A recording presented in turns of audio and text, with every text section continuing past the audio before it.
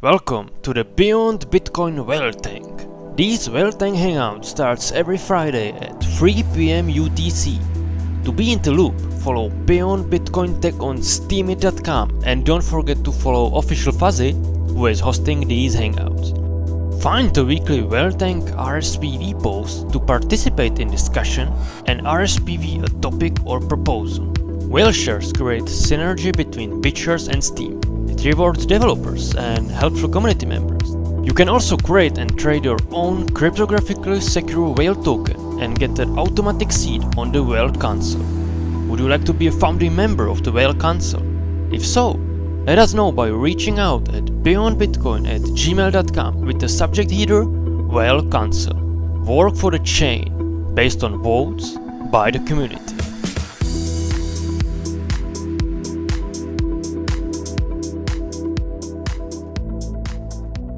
Go ahead and get started with these projects. It's going to be Pure Plays first, followed by Hair Shares, and then Votu is going to be stepped up. Then after this, we will see Mr. Wang, who will be talking about something called Crypto Crush. Emerge will follow Mr. Wang, and he will be talking about his Steam Pay app with some other cool things that are potentially going to happen with it. And then we're going to go with VG, aka Virtual Growth, and he is going to be talking with App Trades a little bit about what's going on in their edge of the BitShares ecosystem, followed by Chief Mapster, who is talking about his gaming initiatives. And then we are going to talk to Purity.io, or Forrest Willie, who is going to be representing Purity.io for the day. Hello, everybody. My name is Jonathan Bahai. I'm the president of the Pure Plays Blockchain Standards Association, otherwise known as the PBSA. The PBSA is a nonprofit organization that's dedicated to the development of global standards for publicly fair online gaming. And this is an update that's coming to you for the summer. And we've talked about bringing this update for a little while now. There's been a lot that's been going on since our last update. So I'm very happy to be here to share it with you. Not too long ago, we had everybody in the Pure Plays organization come together PBSA organization come together to talk about and strategize the development of what's going on with Pure Plays right now. So we had the developers from Hong Kong, we had developers from Germany, from the US, and as well as myself in Canada, all headed to our Amsterdam office, which is now up and fully operational. And we spent a week strategizing on everything and also reviewing the development of the various elements for the Pure Plays blockchain. It was really exciting. We've come up with some really interesting new ways in which data brought to the blockchain is going to be done for specifically for Bookie, which is still on schedule for later this year. After that, we went on to do other developments. We are working with a third party who has been advised by the PBSA in their development, who is now ready to launch the rock, paper, scissors application. We're looking at seeing that being released sometime this month. And you're going to see more information on that. I'll be letting Michael talk about that a little bit more. This month, we're also advising that the witnesses should look at creating a test net specifically for the launch of this new application, because there's a lot of new features that are going to be coming with this. The rock, paper, scissors application, as many of you know, back when we had the test net, we created a demo game of this rock, paper, scissors. There's a whole new version now which incorporates the Unity 3D framework. And as we've talked about in the past, the Unity 3D framework is very popular with developers, and this is a whole new space in the blockchain industry, in which we'll be able to access lots of gaming developers who will be able to utilize the Pure Plays blockchain using these types of standards in the future. So that's coming along this summer, or actually this month. And yeah, so everything has been going really good. We have operations here at the bunker going on as well. We have new programmers who have come online. We just released our hiring video, which we are very proud of, which talks about both our locations and some of the team. I highly recommend you check out the video. We are looking to hire more C++ programmers. So if you are a C++ programmer and would like to be part of the Peer Plays Provably Fair Gaming Revolution, then recommend you get in touch with us. And that is all I have for the update on my end, but I know there are more details, and I would like to leave those to Michael, and I'm sure there will be some questions. So with that said, thank you very much to everybody who's given us your support, and I'll leave it to Michael now. Thank you. Really good update. Thank you, Jonathan. I'm going to give you guys, I guess, a little bit more details, since that's sort of what I'm good at. I'm gonna go into a little bit deeper what Jonathan just said, but also keep it within about that I have a couple minutes to answer any quick questions. So here goes. Peer Place 8, as Jonathan mentioned, we're working with an Audi to move towards the release of Peer Place 8. The first installment of Peer Place 8 will be the rock, paper, scissors game. It looks really awesome. And more details and information about the plans for further development of Peer Place 8 will be forthcoming after the release of the application. Before the release of the application, as Jonathan mentioned, the Peer Place witnesses, we're only giving a pre-advisory here in that we're assembling a little more formatted version of this advisory. However, we're strongly suggesting that all Peer Place witnesses become acquainted and understand how to operate a testnet. We know there's many who are able to do this, and the testnet mirrors the blockchain code and can be used to test completely independently from whomever publishes open source code for use with the Peer Place blockchain. So as much, as much testing and that any one group of coders can do, no matter how much of a rock stars they are in the digital blockchain space. As we all know, there's always potential, things that arise when you have open source software that's being shared around publicly. So we want to, strongly advise that, and that'll, I think, give a lot more chance to catch bugs before they affect something, in the main network, and nobody wants that.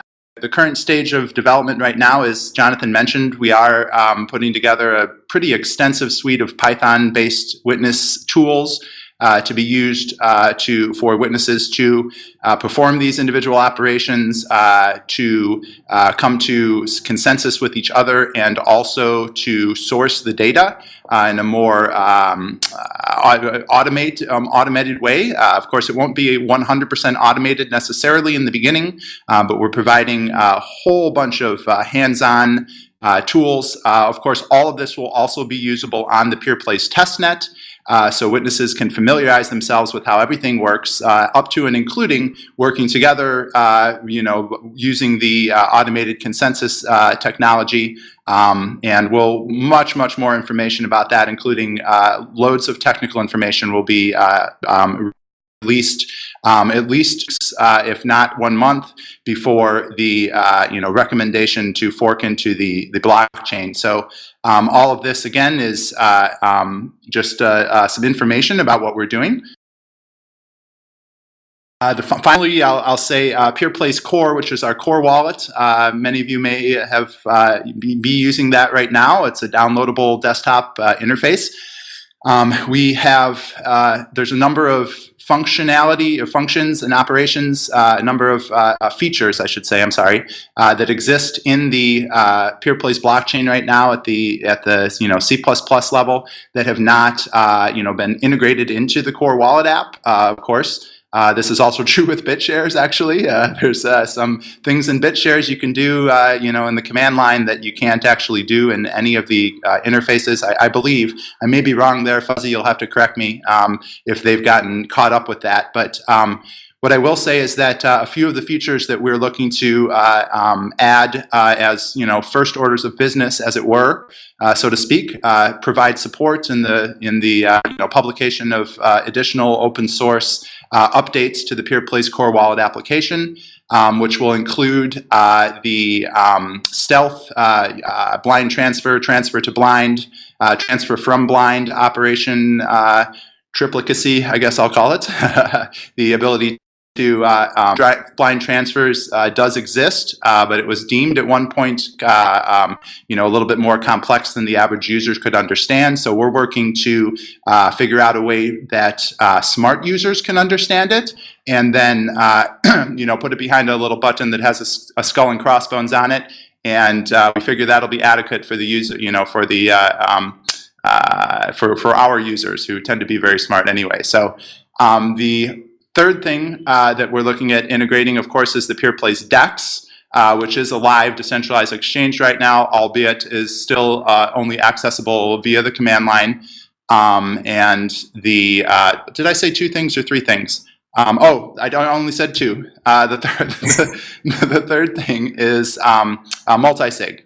We have the same threshold-based account permission capability as BitShares. So yes, it is a downloadable desktop application. It's open source. We'll offer compiled versions with checksums, or the party that will be publishing it will be offering compiled versions with checksums. So very, the same way as the core wallet is currently supported. If there are two PeerPlace 8 apps, would a user download two separate apps? Where do they download it from? So the PeerPlace 8 app is likely going to support additional in-app features. I don't really have the time to talk about exactly. I understand the question on a couple different levels, Takanator. So I'll just say that individual separate apps is likely the future in terms of independent development on the PeerPlace blockchain. However, all of that said, if apps are of language and be integrated and unified, there's opportunities for that as well. So that may sound kind of opaque the way that I described it, but in essence, PeerPlace 8 is a Unity based application. You can't simply open a Unity based application onto your desktop on your computer from within, say, a JavaScript application that is running independently. At least there's some difficulties doing that. So in essence, it'll likely just be a series of links that can be compiled to where the downloads can happen, and but this is an evolving space, so I'll just leave it at that, and hopefully that answers your question, Takanator. The testnet code posted. If somebody can grab the link for that, I don't have it offhand. The testnet, that the witnesses should run should always be a clone of the line. So that's the straightforward. The live blockchain code current release version is available at GitHub/PBSA. Right now, you can wager in PPY tokens. This app is sort of a community-facing app. However, we're working towards integrating the wagering of other tokens. So there's a profit incentive whereby you might get lucky and you all might furiously overcome the ski of your withering opponent, who bows down before your rock, paper, scissors skills, and you end up with a big pile of money. So there's all kinds of different ways to play the games and have fun. I kind of went in a little different direction there with that question. Okay. But the incentive for getting involved at the coding level, we're working on a show me, not tell me type of project. And there's a lot of emerging ideas in this space right now, and there's a lot of very big players that are coming and getting involved with a lot of resources and a lot of coders that are ready to go. And I mean this, in a broad sense, but also specifically, people who we work with. And so, in essence, these business models, I don't have all of them in my head. I have a lot of ideas, as do a lot of other people. And so, we're working on some really, really, I'll say, innovative stuff. And you can quote me on that. And hopefully, the evidence of that will be made available as these upcoming code releases roll out, over this fall and winter. So we have our Telegram channel, of course, is where the ADD world hangs out. Anyone with a little bit more patience can participate in more forum-based discussions. Steam it. I am actually not the social media person, so I'm probably not giving you every link that we have. But if you follow our PeerPlace account on Steemit, and you peruse through the last few weeks or whatever, you'll find a wealth of information on there. We got a really cool thread actually that was recently posted that Robin put up, asking people to gather all the information they can find, scout through the internet and find all the stuff on graphene. So there's a huge cool resource there where you can learn about graphene, the technology, and some other awesome stuff. So I would say Steemit, go to Steemit and Telegram, and you'll figure it out from there. And of course, our website, which is peerplace.com, and the website for the Bookie application, which is bookie.exchange. Thank you very much for joining up and giving some updates on what you guys are doing. PeerPlace, for anybody who is not aware, is the third of the graphene chains that has come out that has really been an innovative idea in the space. So I look forward to it, and I will say that I do own some. Actually, I've went out of my way to own a lot of them. So thank you guys for the opportunity as a proxy for Nepi to speak about the HairShares HairShares coin. Okay, I'm here today to represent Neft. Sadly, he's busy by real life tasks, so he cannot be here today.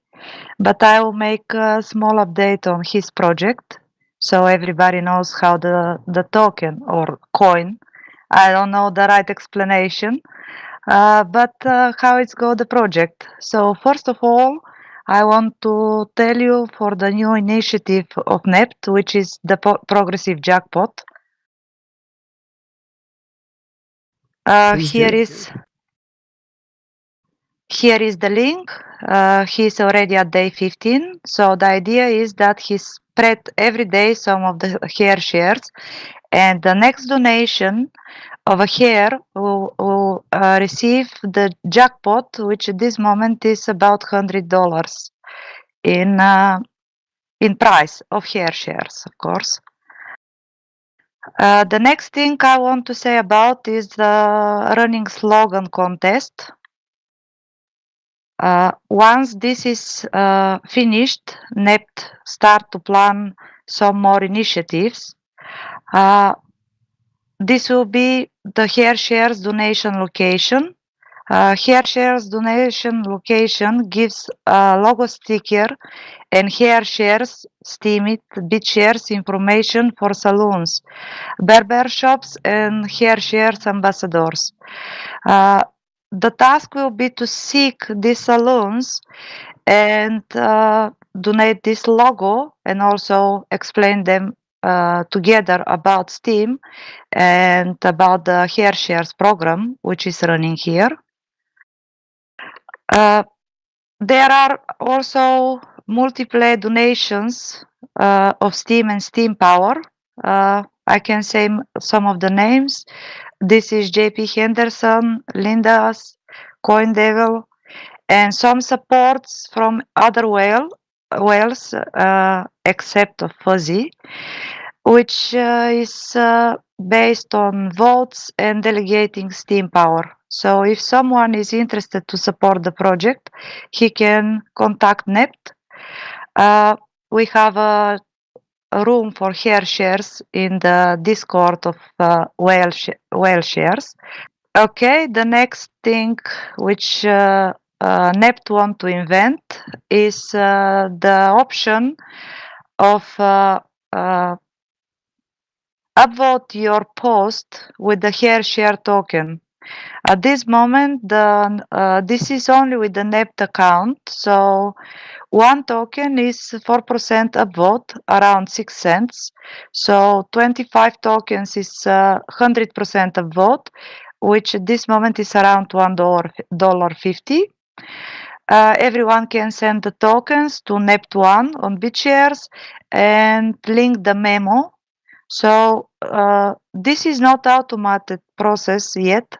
So Nept is doing this manual, and any time difference from the sending the tokens and the upvote, it is reasonable, because when you do this manual, it's much more hard. So if anyone have a problem, he also can try to reach Nept again in the WhaleShares Discord channel. Next point is update of the trading pairs. At this moment, you can trade hair shares for BitShares, WhaleShares, BNBits. And if you have any other value proposition for trading, you can ask Net to add this. Also, the Whale bot now is giving information about the price of hair shares too. I just want to say some words. This is only from me, is not from Nept. But I think this is a great initiative, and helping kids or cancer sick people is such a great thing that, okay, I know here probably is mostly guys, and I understand you don't have any hair for donation, but Wait, I all have of you. hair. Okay, I actually wanted to ask you a question. sure, all the time. So I normally have quite short hair, but I've grown it out for the past year. What is the process? I mean, the whole thing is about donating hair, right? So what is the actual process to doing that if you actually want to donate, or yeah? Okay, for everyone that missed the introduction post of Nept, I will explain short. You can donate by 3 organizations which Nept added in a separate post, or also you can add hair donation program for your own country. So every country has a specific. So, for example, you cannot donate a bleached hair in some countries. You cannot donate a painted hair in some countries. There is you have to have the right amount of long hair. For example, 10 or 20 centimeters. This is specified in the every one of these organizations for donation. So you can check this post. I will link it to you if you like now. If you like, I will link to you later, and you can see what the standard is in this post. Okay, perfect. Thank you. Okay, this will be something like a program in which you have to find a hair share salon, and there will be this logo after everything is finished. Probably Nept will send to everybody interested to do it, and it will be international. Everybody will have the right to go in every hairdresser salon, and you will be like promoting the whole project together with Steemit. I'll say this. I think it's an awesome initiative. I think it's also a great way to potentially get ladies onto the decks. Especially the types of people who give away their hair and think about that as something that's valuable. I think that they're also a pretty valuable demographic to cryptocurrencies in general, because if they see the value of that stuff, then they are going to probably think a little bit more outside of the box in terms of value on other value propositions. But really quick, for those who are not familiar with it, this is really about donating your hair to various locations and being able to go onto the Steemit blockchain, like you said, and talk about it, and post about it, and earn. And it's really cool to think about the fact that we often think that hair is something that we just like, oh, I got it cut today. I actually pay for somebody to cut it off and throw it away. But for many people who are out there living their lives trying to do the best they can, we all encounter our own problems, right? And one of those problems or struggles is something like cancer or illness that takes away everybody something takes for that granted. everybody takes for granted. You were Which essentially means that for me, it's a very good exercise in reminding yourself that every little piece of you is valuable, right? Especially if you know the people who need what you offer. Like me personally, but also I've done it with people before who've donated hair on behalf of events that we held. But I just imagine those people, it's going to be hard to get them on BitShares at the same time, because they're people that I knew in college, and yeah, it would be interesting to talk to them about it and see if they'd be interested. But I'm sure they would just do it for the charity, and the whole BitShares thing would be hard to sell, just because it would be very new to them. But yeah, it's but me myself, I'm considering it myself because I've done it before. Cool. So Well, I'll say that, oh, go ahead. you only need to make a post. With the process is not complicated, and you have to contact Nept, and he'll probably give you the progressive jackpot plus some more hair shares for it. Very cool. I will look that up. Yeah, it's really cool. I think that it's important that that we log this stuff on a blockchain, and Steem is a great way to do that and kind of tell the story of this initiative, because initiatives like this, Beans is right, we have a lot to do to get people onto the DEX to make it easier on them, but at the same time, initiatives like this, if we're not, even if it's not perfect, it gives us a great starting point to start moving forward with. It's So definitely I a great really way appreciate to it. Yeah, I think it's a great way to introduce people to the whole idea, because it's it really shows what it can do. Like, it's not just about people investing for their own benefits. Yep. Great point. Well, do you have anything, Patalinko, that you would like to end on today? If not, I would say go ahead and give any information to contact you or NEP. But if you do, please feel free to give that beforehand. I just want to add that this is a honorable thing to do in your life, and convince other people to do it too. So you can contact me or Nept all the time in WhaleShares server, in Discord server. This is not complicated. There is a hair shares room. Also, all the time you text in general chat, will be someone of us to answer you. Thank you very much, Patalinko. And if you guys don't mind, I would just like to urge you to consider to take a moment whenever we're thinking about this and say to yourself, just kind of visualize somebody that you love being in a position where they have been struck by an illness that takes their hair away from them. And it's like an insult added to the injury. So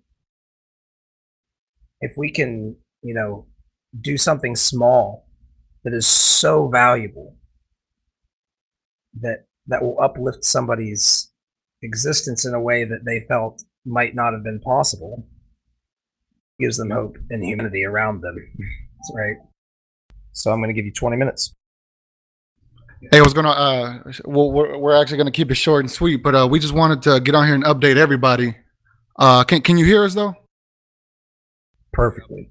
Perfect. And shout out to that boy Fuzzy. You're all good, man. I just wanted to get on here real quick and give everybody and shout out to Sir Lunch too. We just wanted to give everybody an update on the cartoon. So we have just recently put out a 30-second teaser of the cartoon Crypto, and we're currently putting together episode 2, which is going to be longer, and it'll have the confrontation with on this episode it's Ethereum and EOS meeting. I guess EOS is haunting Ethereum's dreams, and Bitcoin meets Bitcoin Cash for the first time at Coinbase. So that'll be the second episode. And I also wanted to throw in that we just completed the game. It's basically like a Candy Crush type game. It's a Connect 3 game. So we're done with it, and it's already on the Google Play Store, and we're ready to incorporate testers. So what we want to do is we want to reward all our game testers that are willing to download our game and test it for bugs, and everybody that I guess we want to offer bounties for all the people that find bugs or tell us how to improve the game.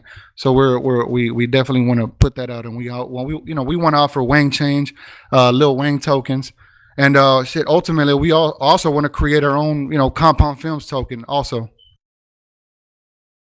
Nice. So that's all we wanted to do. We just wanted to get out here and update everybody. And like I said, this will happen. And ultimately, we plan to create a Discord channel so that way we can offer bounties for people that want to, create music for the cartoon, or if people want to incorporate their coins into the game. All opportunities are open, and we'll definitely have avenues for that. And just so everybody knows, can you really quickly run over what Crypto Crush is? Yeah, Crypto Crush is a mobile game app, and it's basically like the popular game is called Candy Crush, and it's basically it's a cryptocurrency version of Candy Crush. In other words, real simple. And like I said, it has 100 levels. It has great power ups, and as soon as we release the open alpha version. We'll go ahead and release the link on a post, and we'll go ahead and invite people that want to test out the game, and we want to reward those people. That's awesome. And along those lines, Manish123 says here, how many tokens for testers if you missed it? If you missed it. For simple bugs, you get little wing tokens. Go ahead. Yeah, for little bugs, you get little Wang tokens. Which are raffle tokens, basically. Here, matter of fact, I'll let you hear it from Mr. Wing. Yeah, so little, what I'm saying, like it's going to range from, like small bounties to, big bounties and stuff like that. And little Wang tokens, of course, what me and Virtual have been working on are going to be used as raffle tokens. Basically, you accumulate these tokens through engaging in our videos and stuff like that. You earn them, just little different ways of earning these, tokens, but also too in small bounties and stuff like that, for the Crypto Crush game. And we're going to be holding drawings and stuff. If you have that token, that's an automatic raffle ticket that you have that, and you'll have a chance to win some stuff or, opportunities to work with us and stuff like that, or feature your work. So that's how that works. And big bounties up to like earning wing change tokens and stuff like that. So Definitely. So we got, Lil Wangs and Wang Change. And like I said, we plan to create a future token. And I guess just to finish it off, Fuzzy, this is the first game. We plan to, create a lot of other games. We have a fighting game where the coins are going to be able to fight each other. We have an adventure game for Bitcoin where he goes on an adventure, multiple levels, just a whole bunch of stuff. You know what I mean? It's wonderful.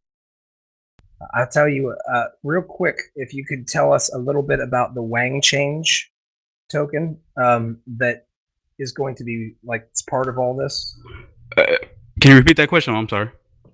If could you tell everybody a little bit about the Wang change token that is connected to all this? Oh yeah. So if you don't know about it, Wang Change basically was a token I created. It's basically a fan coin for for Mr. Wang, the name, and it's $150 value basically. And when you purchase this token, you get, you basically get share drops for holding a full token from the rewards on my post, which is, basically like one of the main things. Basically you're showing me support and saying that you believe, in Mr. Wang and you love what he does and stuff like that. But I also have exchanges for people who who have smaller, like fractions of the token, where you can exchange. What I plan for is like merchandise and stuff like that you can exchange for. If you have like at least 0.1 worth value of a Wang Change token, you get up, you basically get added on to a list where I upvote all your content as long as you hold that token, and basically add your name to that list, that database I have or whatever. So there's like a bunch of different exchanges and offers and stuff like that I've actually added on to Wang Change. So Candy Crush, right? It's basically incorporating all the cryptocurrency coins, and we actually included whale shares on there. There's Bitcoin on there. We have Monero on there. We have Ethereum on there. EOS on there. We have Litecoin on there. Dash, Wang Change on there. And like I said, we'll be incorporating new coins on there. So it's really fucking cool. It's Candy Crush, but with cryptocurrency coins. So shout out to Whale Shares. Shout out to Fuzzy. You're in the game. Boy, you done made it. And shit, we plan to put Whale Shares in the cartoon. So we need your voice, buddy. Will you help me fix my my mic compound films and make this thing fixed? And I will give you as many of them as possible. Hey, if you said if fix your microphone, cool. We'll send the helicopter and drop off a brand new microphone. I'm just talking about micro expertise by a man who knows probably a lot more about audio than most. Oh yeah, I definitely got you. You're gonna have that HD audio. Well, let's talk about it a little bit. I will never turn down somebody who brings a value proposition that I still need to improve upon. Well, we fully support you, Fuzzy. You know what I'm saying? Like I said, we're here for you. So we can't wait to further, let the whole world know about what we got going on, and Whale Shares and Steam It and Beyond Bitcoin. And we're definitely excited to grow with everybody here. So like I said, this is happening. And if anybody has an opportunity, hit us up. Let's create something. Really quickly, how do people join your beta test? Well, we're going to go ahead and post the link. I'd say later on today or tomorrow, we're going to go ahead and, post the test links for Android and iPhone the following day. Okay, and that is going to be found on steamit.com? Yes, sir. We're going to go ahead and post it on my account and Mr. Wang's account. I'm by Compound Films on Steamit. If you're not following me, go ahead and give me one follow. And Mr. Wang is on there, so he's going to be posting links also. So definitely go ahead and follow us, like something out the Bible. You know what I'm saying? I hear you, buddy. Well, thank you very much. How do people reach you guys if they would like to work with you? If they would like to find out more about your projects, or maybe even, who knows, maybe give you some voiceovers? Well, anybody could definitely leave me a comment on any of my posts on By Compound Films on Steamit. And so like I said, a lot of great opportunities for the cartoon, a lot of great opportunities for the game. Like I said, we do film. Every damn thing. If you're trying to build a Noah's Ark, you call me. Well, I think we'll have many conversations, and I think we have 6 minutes and 30 seconds. But I will say that I look forward to seeing all these different projects, especially the games. I know that in the crypto space, most people who are in here dealing with the digital tokens and seeing the value of them, most of them are or have been gamers at some point in time. So I think that angle is probably one of the most powerful and underutilized in cryptocurrency. And I've probably said this to those who are at these hangouts for the past 4 years a number of times. So I apologize to any of you who heard it 1,000 times. But I will say that it's important, I think, that people recognize how valuable this is, and please check out these games that the guests are talking about today, because these are the types of things that open up imaginations and connect them with reality and the power of value transmission in a digital way. Oh yeah, in and a way that is safe and easy for them to learn. I definitely want to throw in also that we'll definitely be working on an exclusive fuzzy project also in the future. Well, I will definitely talk to you guys, I guess, about that one. Thank you very much. Well, definitely. Like I said, just wanted to give a shout out to Walrus, shout out to Virtual Growth, shout out to Fuzzy, Lunch, Sir Lunch, Extraordinary Pilot, and everybody on here. You know, thank you for your time. I know I got the minutes, but definitely, that's pretty much what I wanted to say to everybody. Wayne Change, Mr. Wayne, and that's pretty much it. Thank you to everybody. Well, thank you guys for joining up, and I cannot stress enough helping the people in these hangouts with whom their ideas resonate. If those people and their ideas are powerful to you, try to think about it just a little bit on the side. What value proposition you can bring to these people? Because everybody here and everybody who's listening offers a value proposition that very few others do. You just have to find it. And if you find something that you care about, just so happens that it becomes a little bit easier to find that value proposition.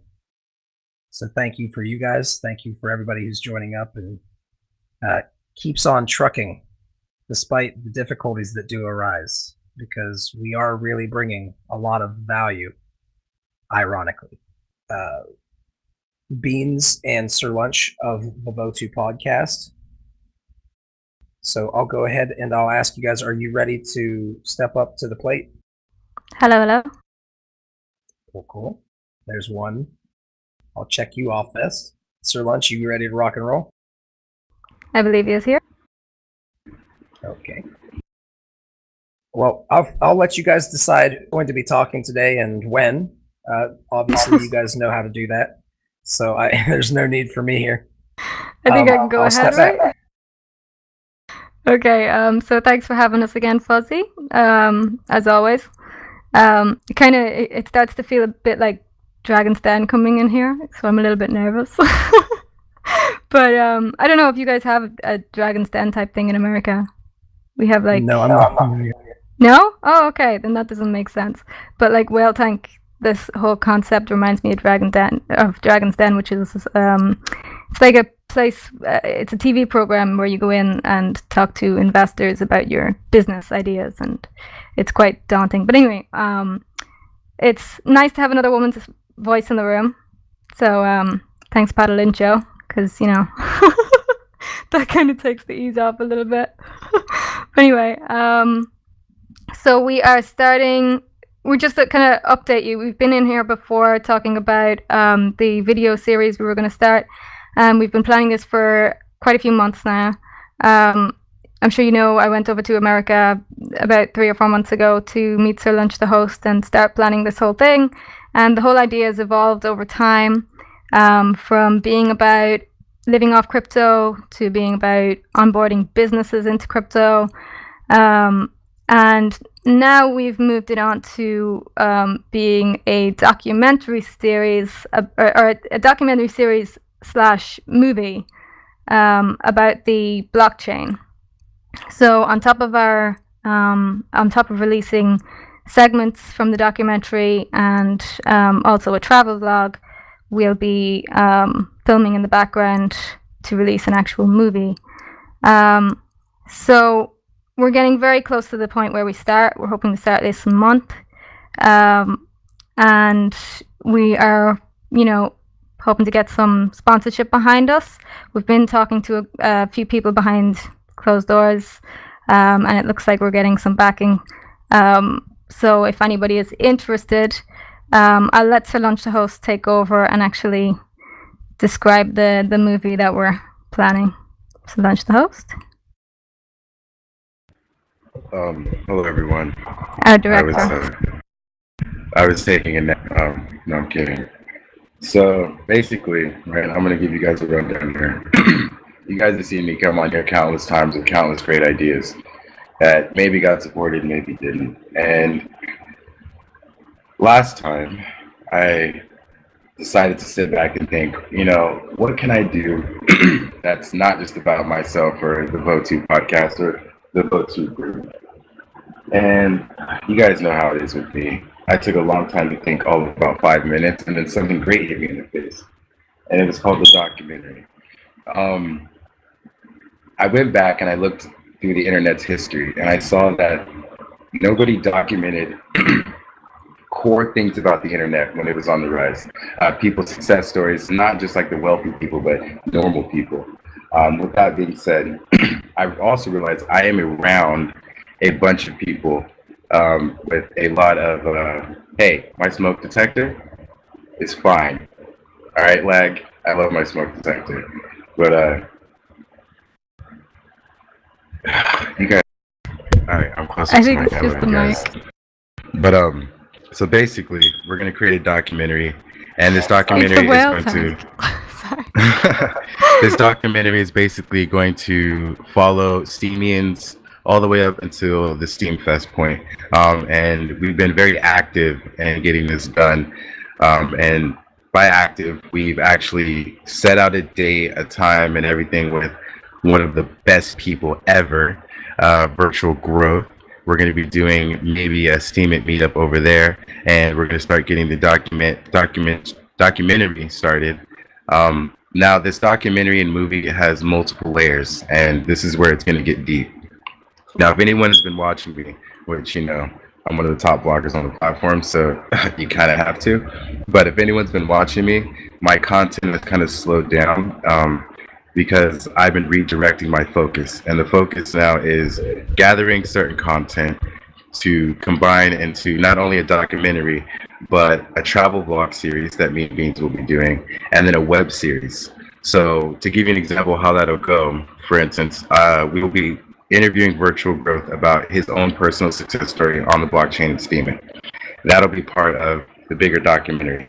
Then we are going to interview him on a separate day in a separate environment about the blockchain technology and his endeavors and what he thinks the blockchain is going to do for people. That part will be for the web series. The behind the scenes of me and Beans in hotels and doing crazy things, that'll be the travel vlog. And all these different videos and media will have different concepts to them. So the vlogs will be funny, the mini series will be, you know, enticing, the documentary will be heavy, hard hitting, and it's going to explain things that people don't know that they should know, and it's going to just lay it out for people rather well. Yeah, we plan to keep it engaging as well, so we'll be holding some contests to make sure that people are actually paying attention and so that they're trying to make the same movements we're making. Now, with that being said, with the documentary on my brain and wanting to document things, another idea is actually sprouted from that, which is a video game that is much more than a video game. It's a video game that explains the blockchain's history from the WhaleShares and BitShares community's perspective. I'm doing all these different documentations in different styles, so it appeals to spectrums all across, young and old, you know, whatever the case may be. And there's going to be music as well. So I also have music. If you go back to my profile, there's music with Dan Lammer and Ned explaining what Steem is supposed to be and what the blockchain is supposed to be and all that. So this whole thing is a cultivation and a combination of the vision of the blockchain and everything, what it's supposed to be. And we're so dedicated to it. We'll be making the soundtrack. And yeah, we're not, you know, the most experienced directors and producers, but because we have a knack at portraying and conveying a certain emotion through our media, we feel like we're the best people to tell this story. And of course, there's other people who can tell the story, but of course, we feel like with our style, we would present it the best way. We definitely present it in an entertaining way, I think. But we also, if you remember, we have some businesses in the background who are ready to get on Steemit, and I'm sure you've seen the clothing line that Solange has come out with as well. That's one of the businesses who's waiting to get on Steemit as well, who's helping us out with that. So those will be included in the documentary as part of the story of, you know, of the blockchain and yeah, getting people on Steemit. So yeah, we also have the clothing line that's coming out that was inspired by Walrus and Patalinko, and I just have to say, we don't dance, we Patalinko. With that being said, the reason why I decided to make a clothing line is because I understand that the movement I'm trying to make by making a documentary, by creating a music, it's a culture movement. And I've been saying this since day one, right? I don't think there's many people besides me, Mr. Wang, and Compound Films. Shout out to them. And let me take a quick sidestep.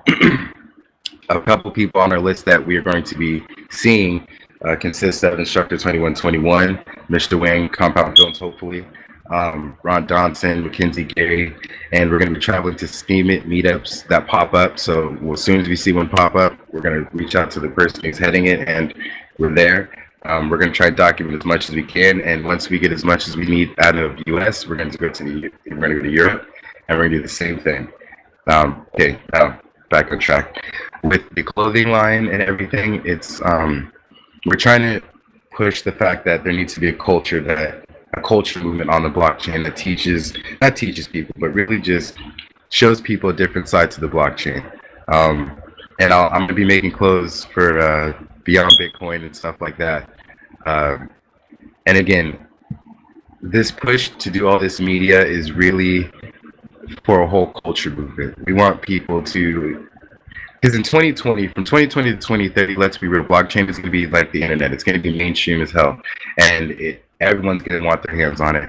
And when that time comes, the people that are here would have established themselves as technology builders and coders, right? But we also need the people who are out talking to businesses and onboarding businesses, and then documenting that, and then making something out of that.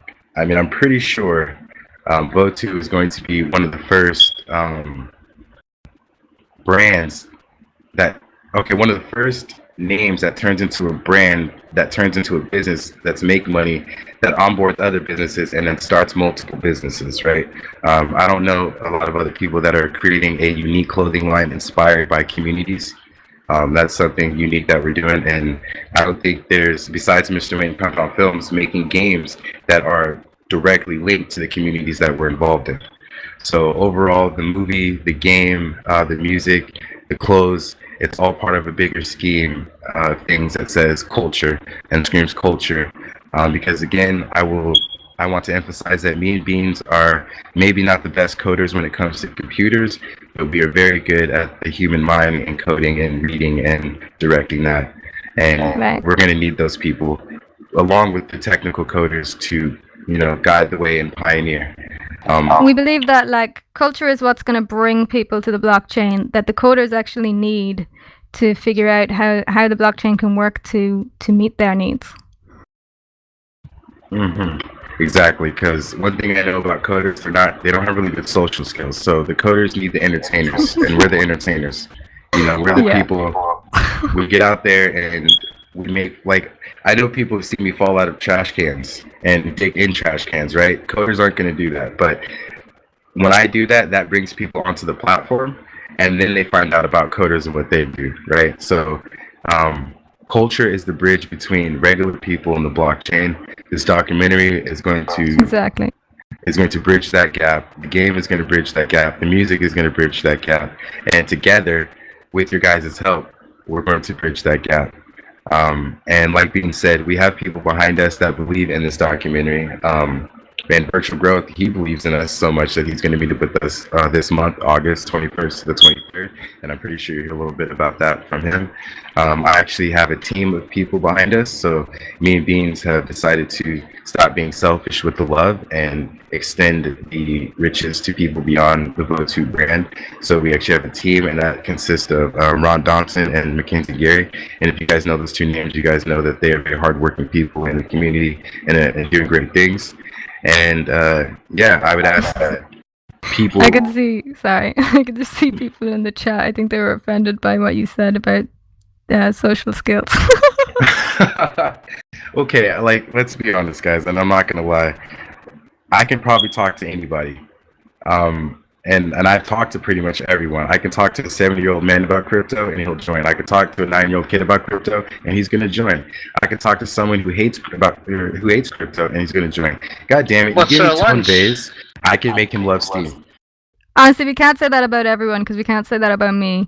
But definitely, yeah, between the two of us, yeah, we seem to be working magic. I look forward to it, by the way. And we all And know you that speaking magic to a is for virtual technology. person might be a challenge. And we all know that magic is another word for technology, right? So once we understand that concept, we're all good and going. Now, I still think it's magic. Now, what does it mean to sponsor us? What does it mean to put money behind us? Now, I get it, right? We've had some incidences in the past where people have come onto this beautiful platform and asked you guys for something and then ran away. Let me assure you that me and Beans have been here for a very long fucking time, and we've been through those times with you guys, right? And we're here telling you that we're not those guys, and we're not the guys that will come on here and do that shit. So what it means by sponsoring us is that your name, your advertisement will be in the movie, it'll be in the music, you know, we have to talk about it. We can talk about clothes deals. I'm going to make clothes for communities or specific anything. We're open for business and we're willing to do business. And I would just like to give a shout out to Walrus and Fuzzy, who have actually shown initiative and got behind it. And Walrus, those clothes are actually being shipped out to you this morning. Thank Right, you, sir, exactly. for being very patient. If you run any kind of business that accepts Steam or any kind of cryptocurrency, those are the kind of things that we're going to be covering in the documentary and the movie and our series as we're traveling around, because we'll be looking for places that accept crypto just for the sake of the travel vlogs as well. So anywhere, any of those things that you want to be on, if you're a sponsor, you get in there first, basically. Now you guys might be thinking, well, I'm a coder. What does that mean? So let's say you put some money behind us and we talk, and I'm going to do an episode that's going to be funny on the travel vlog. Maybe you don't want to get on the documentary tip, right? Okay, so maybe I'll hold a sign that represents your project in a crowded place to something very goofy to bring attention, right? There's multiple things that we could do to promote people and their projects to regular people who aren't on the blockchain, and that's what we're dedicated to doing, because the more people that come to the blockchain, the better for us. And overall, that's just how it is, and that's how it's always going to be. And I realize this, which is why I've taken the initiative to just stop posting content from my house and get out of my house and take a risk. And me and Beans will be, we're so dedicated that even if we don't get the funding that we need, we're going to pretty much put our SP that we've earned this time on the bounds and put it all into this documentary and this media, because we believe in it. And regardless if people believe in it now, they're going to have to believe in it when it comes out, because it's going to be something that no one else is doing, and it's going to shape and change Steam and the blockchain forever. Thank you. I'm so much the host, one of the coolest people ever. And if there's any Andy. questions, free to ask questions. Well, with that said, I hate to interrupt this, but I will say that we are at 15-minute mark. If you have a value proposition to bring to add extra minutes and power that up, you're more than welcome to do so. Feel free to let me know if that's the case. If not, please feel free to let people know how to reach out to you after the hangout. Yeah, I want 30 seconds, B. How much does that cost? How much does that cost? Yeah, so 30 seconds. Well, should we not ask if we have any questions? I got this. 30 seconds, watch. No, all I'm saying is we have up to 10 minutes. You're more than welcome to use Beyond Bits if you've earned them to share drop on the people who are listening in and who are participating in this conversation. Oh, to share drop. How do you do a share drop? You just donate the tokens to me and I'll give them to the people who sign the guest list at the end of this hangout. Oh, okay. Sounds good. All right, so here's the 30 You guys want another seconds. 5 minutes? I just need 30 seconds. Well, then you can do it for free, man. Let Nice. everybody know Yeah, how I to do reach that. you. No. I see any 30 seconds, so I'm not talking about that. All right, so yes, we're gonna take any kind of cryptocurrency as a donation, and like I said, anything will get you guys in the credits. We're gonna show love to anyone. So anything from 0.001 Steam to 1 Steam to 1,000 Steam.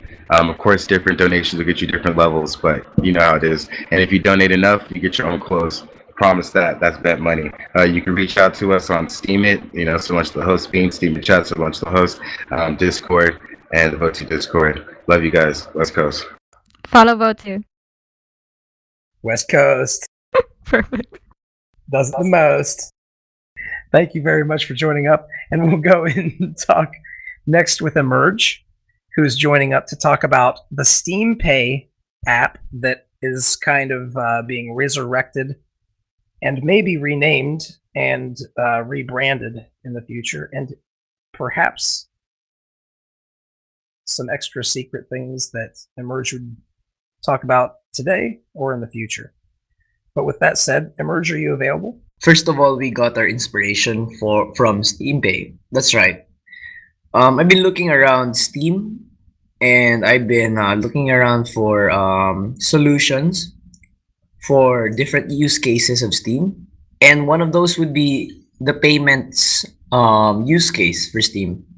Because I've always seen Steam not only as a community, not only as a community facet, but also as a means for payment. Since Steam was meant originally to be not only as a community, but also as a full ecosystem.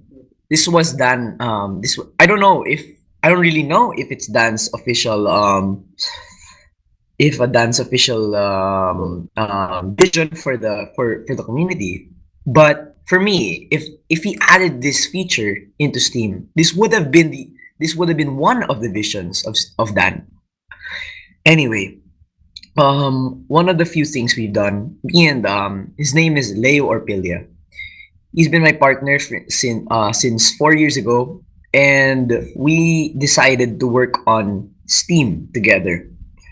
Recently, we decided to work on Xerox library called Piston, and we decided to make a payments application. Due to Leo's superior programming skills and my connections, we were able to establish a partnership, and we were able to work on a new app called Vapor. The reason we called it Vapor was because it was both integrated from Steam, and at the same time, we wanted to make it open enough to be able to communicate with people from outside the Steam community. You see, we don't want to limit it from Steam, but since we wanted to market it and use it outside of Steam, like in my country called the Philippines, it's a third world country where the most is unbanked. We wanted to use Steam and most cryptocurrencies outside of the cryptocurrency. So we used SBD, Steam-backed currency, Steam-backed dollars, and Steam to use as a currency in the app and accept it as a currency instead of a commodity in merchant payments. So we decided to first of all make an API which communicates with Steam's blockchain, and a front end which allows users to easily communicate with the front end. So Vapor, first of all, allows us to take Steam Pay's core functionality, which is receive payments. So we allow that. We completely allow everything that you want to do, receive payments and redirect you. We want to allow receiving payments and alerting you. We want to do all that sort of stuff. We want to do all that sort of stuff. But not just that. We want to be able to provide a storefront. We want to be able to provide a front end. And we want to be able to provide a service. I've talked to my partner and my angel investor, Howie Valino, who is a Dutch Filipino. And he's very stoked in the idea. He wants to be able to help out with the ICO, which we are planning. And this ICO will not just be a crowdfunding event, but will also be a reward. The token that we'll be funding with will also be used a reward using the merchants platform. This merchants platform will be established and will be used to market our platform. Since we're not just a merchants and payments platform, we're also a loyalty platform. We want to be able to provide everything we can provide to the outside, and we want to provide this in the best way. However, right now, we are in its earliest developments. We strive to be able to complete this development. We've talked to Fuzzy and Alex Morris a significant amount of times, and we want to be able to improve continuously. Our first objective is to be able to provide a demo, and right now a demo is available using Expo. If you guys have used Expo before, you can follow at Leo Orpilla the third with an III, and you can follow his application called the Vapor app, and you'll be able to access the application right now. It's completely working without the send and receive payments API, since we don't want to be able to expose your keys. We're still discussing right now how we will be able to secure your keys. However, I believe myself that it's perfectly secure. We are still discussing how to make it more secure. See, we want to make this more mainstream, since we believe that blockchain is not just supposed to be limited to us. See, we're here in WhaleTank because we know each other. We've been able to mingle with each other and talk with each other for a while, and we've been able to establish this project. That's why we listen to each other. But outside of this Mumble server, outside of this podcast, we're not able to communicate this with outside the world. I have many friends, I have many connections, but they don't know about this. It's because I've only been able to talk to you guys. But I believe that if we're able to establish this outside using my partner Howie Valino, we're able to communicate and market this not only to people who are unbanked in the Philippines, not only to the global, not only to the famous telco companies here in the Philippines like Smart and Globe telcos, who will be able to supply us with mobile data, but also around the world who are interested in delving into blockchain technologies, payments, and also the development. It's not just the movement of cash, it's not just the development of how we transport cash, but it's also the technology itself that we can develop on. And I believe that Steem, BitShares, and Graphene itself is a platform we can develop on. So I believe that now, though it may be just a prototype that you can access through Expo, I also believe that this is a way, this is how do you say, a path, something new that leads us to how to make blockchain technology mainstream. Because I know we're all nerds here. Knowing blockchain is not a normal thing. Knowing blockchain is not a normal thing. You know, bro, I know blockchain shit. I mean, and people will say, what the hell is that? When you say you know blockchain, the most simple way you could ever communicate it to anybody else is like torrents for payments. But if we're able to accomplish this project, we're able to make it mainstream. We're able to spread it not just to banks, but just to normal people like you and me. I know you guys are investors. I know you guys are just users. I know you guys are just listeners. But if we're able to make this work, we're able to communicate. We're able to spread it to everyone else. So yeah, I love to ask for your support from everyone in this conference room right now. But not only in this conference room, but from around the world. I'm asking for the support from everyone around the world. Any questions? Before I start, anybody have any questions that they would like to ask?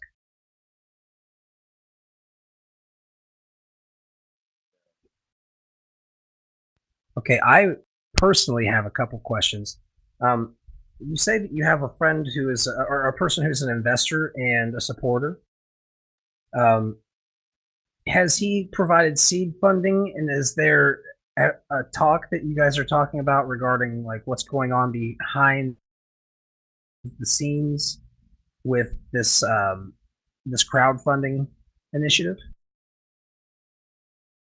Fuzzy, to be honest, he hasn't provided any funding at all, and everything we've been doing so far has been powered by Beyond Bits. Everything we've been doing so far, even the server we've been developing on, since Windows hasn't been working well with Xerox library, has been powered by Beyond Bits.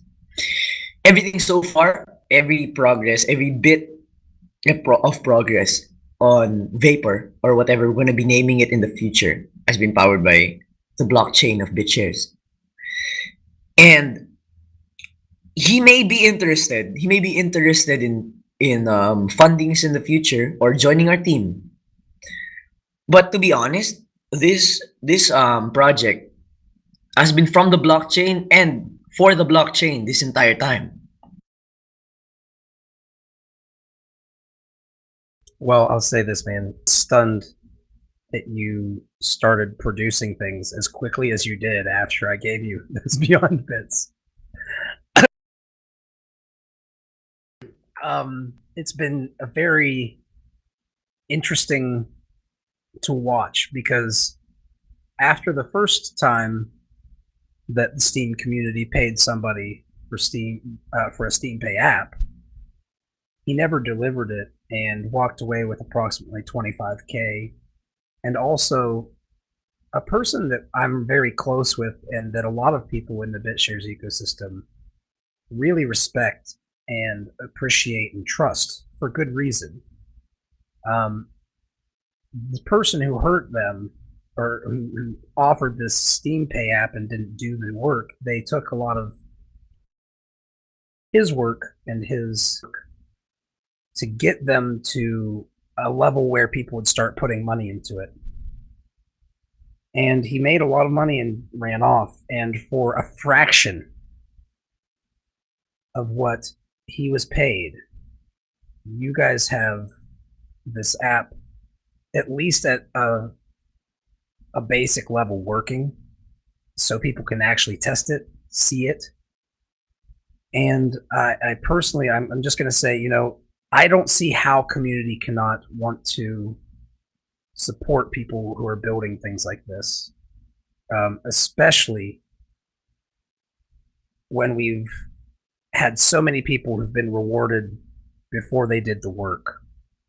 And I think that really should always try to hold close to ourselves as we move forward in this journey, because trust is more valuable than gold. It's more valuable than anything, really. If people can trust you to do what you say you're going to do, the risk-reward ratio becomes so beneficial for everybody involved that it's almost stunning. And I'll say this, man, I'm going to continue supporting you as long as you need to. And if you can't get funding any other way, Beyond Bits is here. I look forward to it. And I don't know if you're allowed or able to talk anything about BitShares, but well, let me go ahead and ask you: Are you able to talk about BitShares at all as far as something like this? Yeah. To be honest with you, just a few moments ago, I've been talking to my partner. He, for now, he's been functioning as just a front-end partner. However, he is quite capable of doing exactly what I've been doing the entire time. However, we've been dividing the workload. However, each of us are capable with doing what we're doing right now. So right now, I just want to keep you guys up to speed. Right now, we can do everything you guys want. We can accept payments. We can send payments. We can handle your private key securely. Not as securely as people would expect, but that's why we're needing help right now. But we can get transactions. We can basically power the app on its own. We can make a website that does everything your heart's desire. However, of course, we want to make a front end for the apps because we want to make this as user friendly as possible. However, your questions right now, we're basically at the end. We're pretty much messed up individuals who want to be as perfect as possible. Who want to we want to make Vapor perfect, even though the name itself is really shit. We decided that we would be working again, maybe from half of our progress. Since first of all, we wanted to start over from Vapor, since we realized from an unknown individual that Vapor could relate to vaporware, which means unfinished software relating to blockchain technology. And apart from that, we realized that due to recent events, Steam hasn't been exactly suitable for a long-term payments application. So after this WhaleTank Hangouts, we as a team of two, me and BlueMux, you guys can follow him at Steam at BlueMux, MUX. We decided that we'll be moving into the BitShares protocol using Xerox library called Optic. We'll be using that entirely to transition into BitShares for a while, and we'll be making a payments application just like Vapors, except not just using Steam and Steam-backed dollars. We will be using every single asset possible that will be accepted by OpenLedger's transfer service. We will be using Bitcoin, Ethereum, and LightShares, every single thing. After a few consultations, we realized that BitShares is the way to go, and it's to be honest, as a personal opinion, it's amazing to be seeing how we can be handling all sorts of payments from Steam all the way to Bitcoin. It's a really how do you say, encouraging. It's a really encouraging prospect that BitShares is enables us as developers to handle these payments. Not just because of its account-to-account payment system, but also because its speed in its transactions per second, in its block time. It's amazing. And apart from that, the BitShares community gets to communicate with us a lot. This is very, very exemplified by Fuzzy himself. But apart from that, everyone who I ask questions for, I ask questions from so far, have answered my questions in a very timely manner, in which I can develop exactly what the community demands. And that I believe that moving from Steam and Steam-backed dollars itself all the way to BitShares is the way to go, since I'm able to handle both Steam and Steam-backed dollars, but also BitShares, Bitcoins, and every other cryptocurrency and other user-issued assets. Shout to you. Oh, well, anyone can contact me through the Discord. Most people here would probably be contact me from WhaleShares. They know me from Discord as at Emerge. My name here is the same exactly the same as at Steemit and at Discord, and everybody can contact me through there.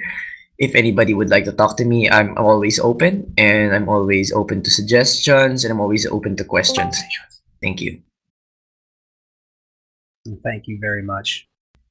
It's one of the projects that I am extremely pumped about, and I can tell by looking just at our list of attendees today that these projects just keep getting cooler and cooler because we keep getting people who are more interested in really building and building in a hardcore way.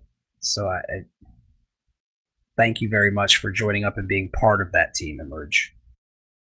Now, with that said, since you don't have a token yet, Emerge, unfortunately, there's really the only way that you could buy extra time would be by share dropping on to holders or onto guests with Beyond Bitcoin, Beyond Bits. So if you wish to do that, you're more than welcome to buy 5 to 10 more minutes of time. But if not, feel free to let me know and we can move on to the next project. All right. As a final statement, I'd like to say that in the near future, I would like to decide into making a ICO using the BitShares platform, since I would like to make a rewards platform, but also I would like to be able to power my application and at the same time use the BitShares platform. That's all I want to say. Thank you very much, Fuzzy. No, thank you, man. And I thank you to all of you for being part of this. We're very grassroots. We have, a lot of the resources I put into building other stuff instead of this. maybe I shouldn't do that quite as much, but man, how do I not give to the people who are going to be building all this stuff? So thank you for being here and being part of that for all of you guys, because you guys make this possible. Your sharing of our content, your helping of one another, really benefits our entire community in ways that are not always quantifiable and sometimes so mind-bogglingly large that it's stunning that you didn't see it coming. But I will just say that you guys really do open up a lot of value that might not always be blatantly obvious to the person who's just passing by. But for those who are really looking, they can find gold nuggets. And with that said, I'll go ahead and I'm going to move on to Padalinko, who is going to be talking about Inspiration, a token that she wants to make. And she is one of the little gold nuggets in the WhaleShares community who is always helping people and always inspiring people. So I would like to give you the opportunity, Padalinko, to start up with your 15 minutes. Before that, can I just say something? One last thing. Of course. I love you, Padalinko. And at the same time, thank you, PNC, for supporting us. I love you guys. In these days now, when everything becomes so crazy, especially last 2 weeks, I definitely need and think that the people need some inspiration. And I see everybody make great effort to change the world and to change the system, but very few are actually trying to change Steemit. Everyone is so focused on bringing here new people, but not many are caring for these new people once they are here. So I'm trying to invent a new initiative which is called Inspire the People. So these new people, they come here, they block, and they come with the idea that they will become rich, maybe in days, maybe in more, but most of them get very disappointed in time. And these people actually, they are leaving. So I think I may have a solution for this, and this is a way that we help everyone, and everyone will benefit from it. The inspiration token actually will be used to reward the people for act of kindness. My first task in this token is very simple. You can find a spam user in Steemit and inspire him to change this behavior and to start block reasonable, not just short, not valued content, which not gonna bring him nowhere. So if many people try to change this, I think the atmosphere in Steam it will be totally changed to in positive way. So the positivity and kindness will spread more through the community, and this will be something like a chain. If you do a good, you'll be rewarded, but you inspire someone else also to do good. So it will be something like a pay forward. The second usage of the inspiration token, because of course there it has to be some value proposition of it. It is great when you reward people for good things and for kindness, but you also have to think about that this coin will have some value. So my proposition value is for everyone who is today here in this whale tank. So I plan to use this inspiration token for promote people in Steemit, not only a projects, also every new deserving user. And these people need to be noticed, and you and your old projects also needs to be noticed. I like every one of the projects here, but some of them are totally not popular in Steemit. I don't know what is the reason, but can you imagine if you can get like many people to write things about your project? So as many people write, so many people will read it. So my proposition is that you can exchange or trade your tokens to get inspiration tokens and get your project promoted. I will do this in several ways. I will run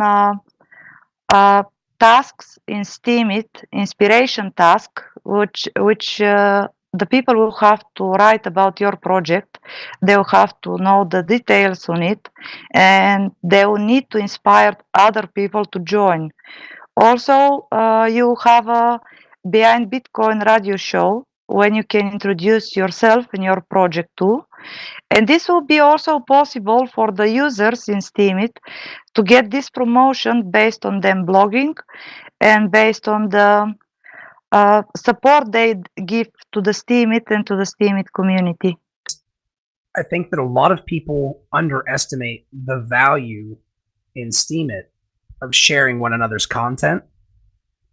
And I think that having the ability to tie that to a token is a very strong value proposition that people might not necessarily always look at, because there's this whole syndrome that I like to talk about when the only tool you have is steam power, that every project, it's kind of like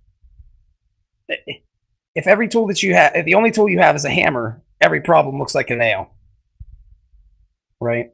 So apply that to steam power, and everybody who's in to the Steemit ecosystem, or Golos or Yao Yao, one of the things they're going to have to come to terms with and learn about and remind themselves is that steam power is one value proposition, but their interaction and their sharing of one another's content and what they care about is so extremely valuable, and maybe not quite as easily quantifiable. it's going to be it's yes, like Padalenko said, but will be an ad, like a future contract for ads. But I think it's a really cool idea. Let me ask you a question. How exactly, if I am wanting to earn these, would I find which projects I can earn them for? Or how would I approach you to get them if I've done something of value? Okay, first of all, people always can contact me in Discord. I'm almost 12 hours per day in WhaleShare server. Many of you know this. Also, everyone can contact me through Steemit. But about the projects, guys, this won't be a random promotion. It will be for people that deserve. There will be a contests in which I will give for free these tokens. And believe me, your personality and your projects, they will play a role in it. It won't be just you pay and you get and you have it. I mean, it's not how I plan to works. And they can turn around and even trade those on the DEX for tokens that are usable for other things. Is that going to be the case, or is it going to be a non-tradable token? Have you guys thought about that? Okay, I will explain this situation too. So there is another usage which I plan to add to this future, but first, of course, I have to get this running. My proposition is like this. If you pay me with your own token, like many of you here, they have already built a token. If you pay me for this promotion with your own token, I would do a free share drop for everyone who is holding inspiration token on end of the every month. So this is another usage which I think is giving value to the token to just hold it. Of course, I would like in the future to be able to add upvote to these things, but according to my account right now, I cannot do it. And I upvote everything positive and inspiration, which is coming through Steemit. So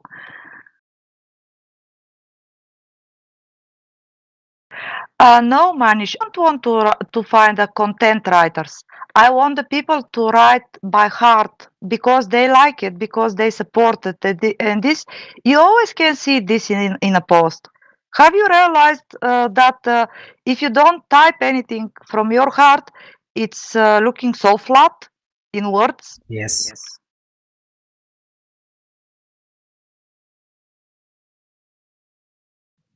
Other questions? Just to answer to that the people see, Robin Hood asked me if I'm gonna do a separate Discord for it. I don't think there is needing a separate Discord because the positive and inspiring people, they're all over around. I mean, I don't want to group up people. I want that everybody will be able to join with small things of kindness, like help someone, like give advice. This can be done in many ways, in Steemit, in real life too. Because I want to start from Steemit and make for Steemit a better place. I mean, it's a good start, I think. I think it's a wonderful start. And using something like Steemit it's a great funnel to get people started into the crypto space. And what you're doing is you're essentially using that funnel, creating another token, and you're doing something that no one else has really done before. Everybody else has been focusing so much on delegation of steam power and receiving that delegation. And what you're doing is really leveraging the value of using an account that is very well trusted and well known, that people are more likely to look at their posts as advertising space, or a way to actually get some ads in addition to helping people, right? Yes, I would also reward well-known Steamians. I mean, there is some very well-known, like keen people, and I will try to contact them in order that we promote other people too. I mean, they are already enough promoted, isn't it so? People with 4,000-5,000 followers, they can afford to promote a person per week or a project per week. They will be also rewarded for it. Does anybody have any questions or comments regarding this?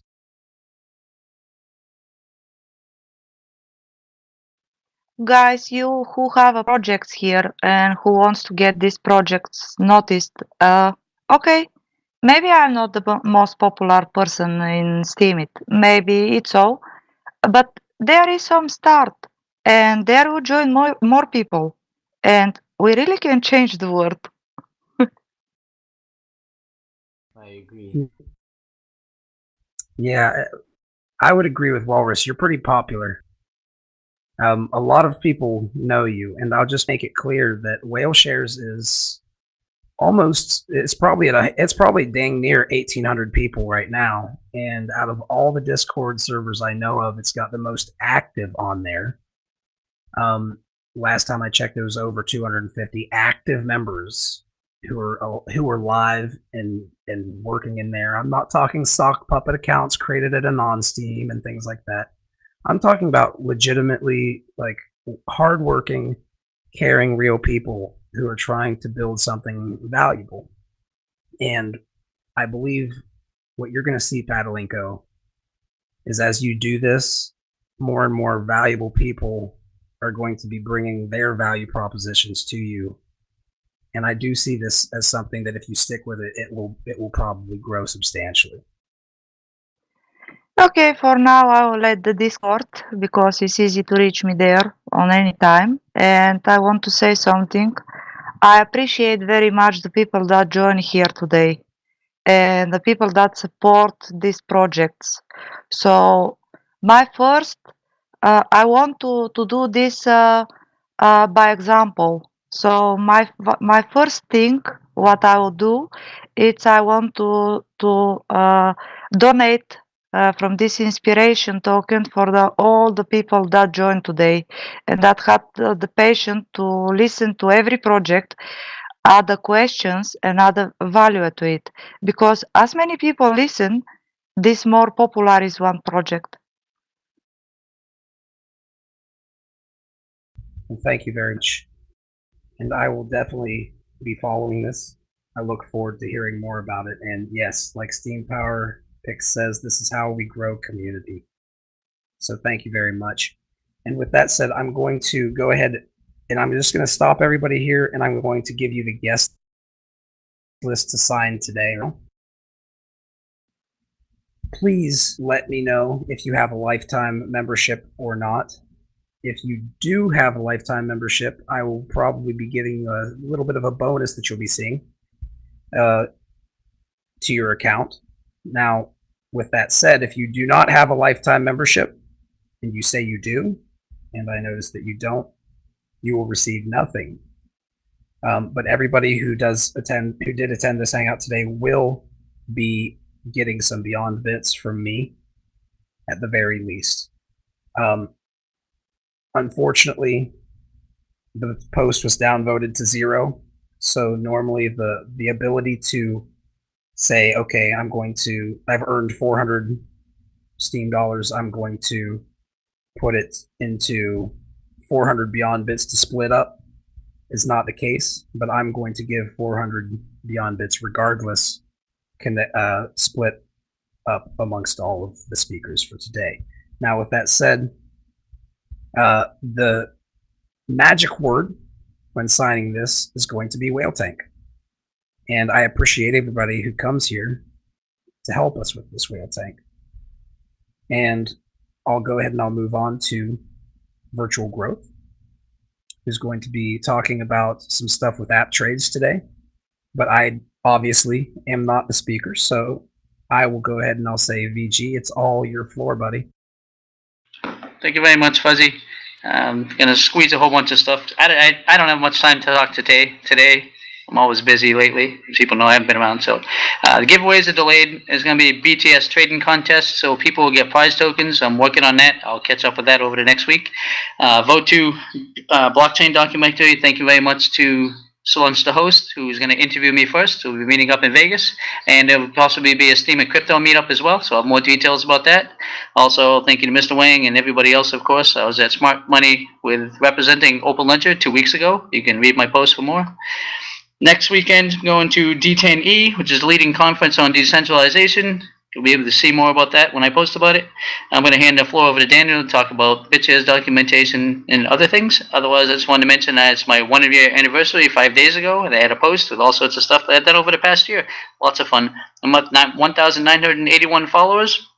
And also working on a Steam It loan idea that's being explored, where an account can be held for collateral, and as if people are in Steam, it can be used to pay back the account while it's being held by somebody, which is me. But I am going to hand over the floor to Daniel now, and he can take over.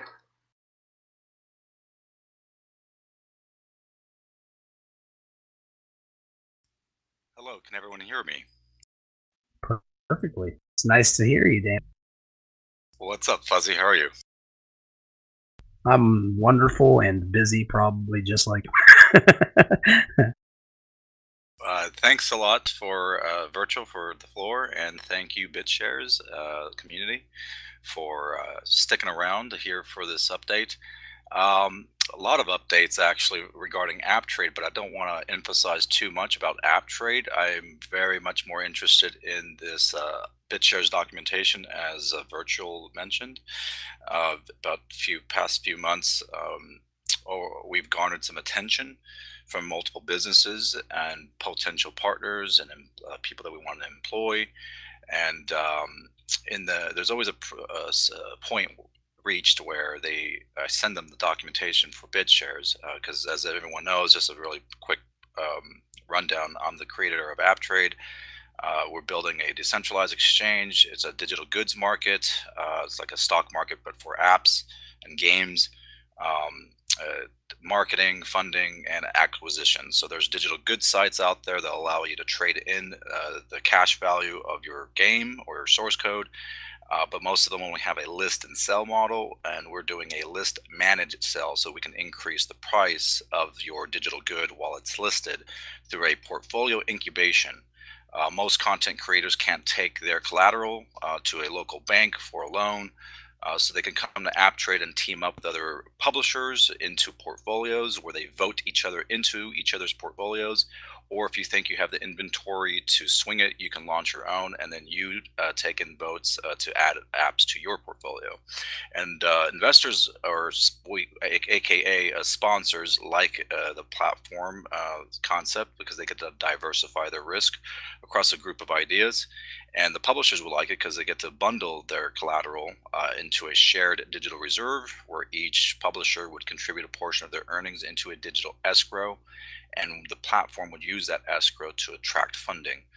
And in our experience, we recently came back from Denmark.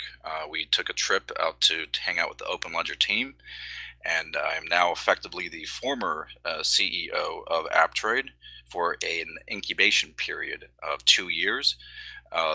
We've rolled AppTrade into Open Ledger, so now it's formerly known as AppTrade. It's now Open Ledger's AppTrade, APS, and the ink is still drying on that. And basically now we're fully funded. The last time we came on here, we weren't, and we were in the middle of our ICO, and really happy to report. And I also want to thank I know there's some supporters in this room out there that are holding APPX tokens, so I really thank you for your support and for your patience as we deal with this transition, where now we're hired a bunch of consultants, advisors, new UX designers, front end, and now we're seeking back end. And part of this worker proposal that we want to put through is first, before we even move forward with AppTrade, I think it's just a benefit. I've been hearing through the grapevine that we're not the only ones that want this update to the BitShares documentation. And we're willing to go ahead and do a one-to-one match, dollar for dollar, to get this pushed forward, because it's something that we hired a team of technical writers, And the lead on that her name is Jocelyn, and she's been reporting that there are some, aside from the stack, the literature itself has some gaps, run-on sentences, grammatical errors, and in order for these businesses that we're attracting to feel comfortable pouring hundreds of millions of dollars into the BitShares ecosystem, the base architecture has to be well documented in a more, I guess, streamlined and succinct way. And that's basically what we're here to do, is just to get some feedback on what's the best way to approach this proposal, and to find someone that can help us, determine what's a reasonable rate for such a task to update the user documentation, the general BitShares documentation, who would be the person or people that can assist us with that. Should we update the documentation after each state of the network, or is that something that already happens? These are just my general questions that I have, and kind of like wondering what's the best way to approach this task. So obviously, if you have ideas or your contributions, or you're up for the challenge or for the opportunity, please contact Virtual Growth. He's now one of our advisors as well that we brought on, and we're really proud to have him. So we've definitely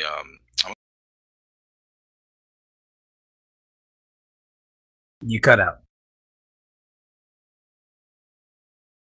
Oh, my bad. I'm going to go ahead and put a link in the message here if you want to read about the event of us getting funded by a Chinese exchange. Ronnie went on a tour in Shanghai.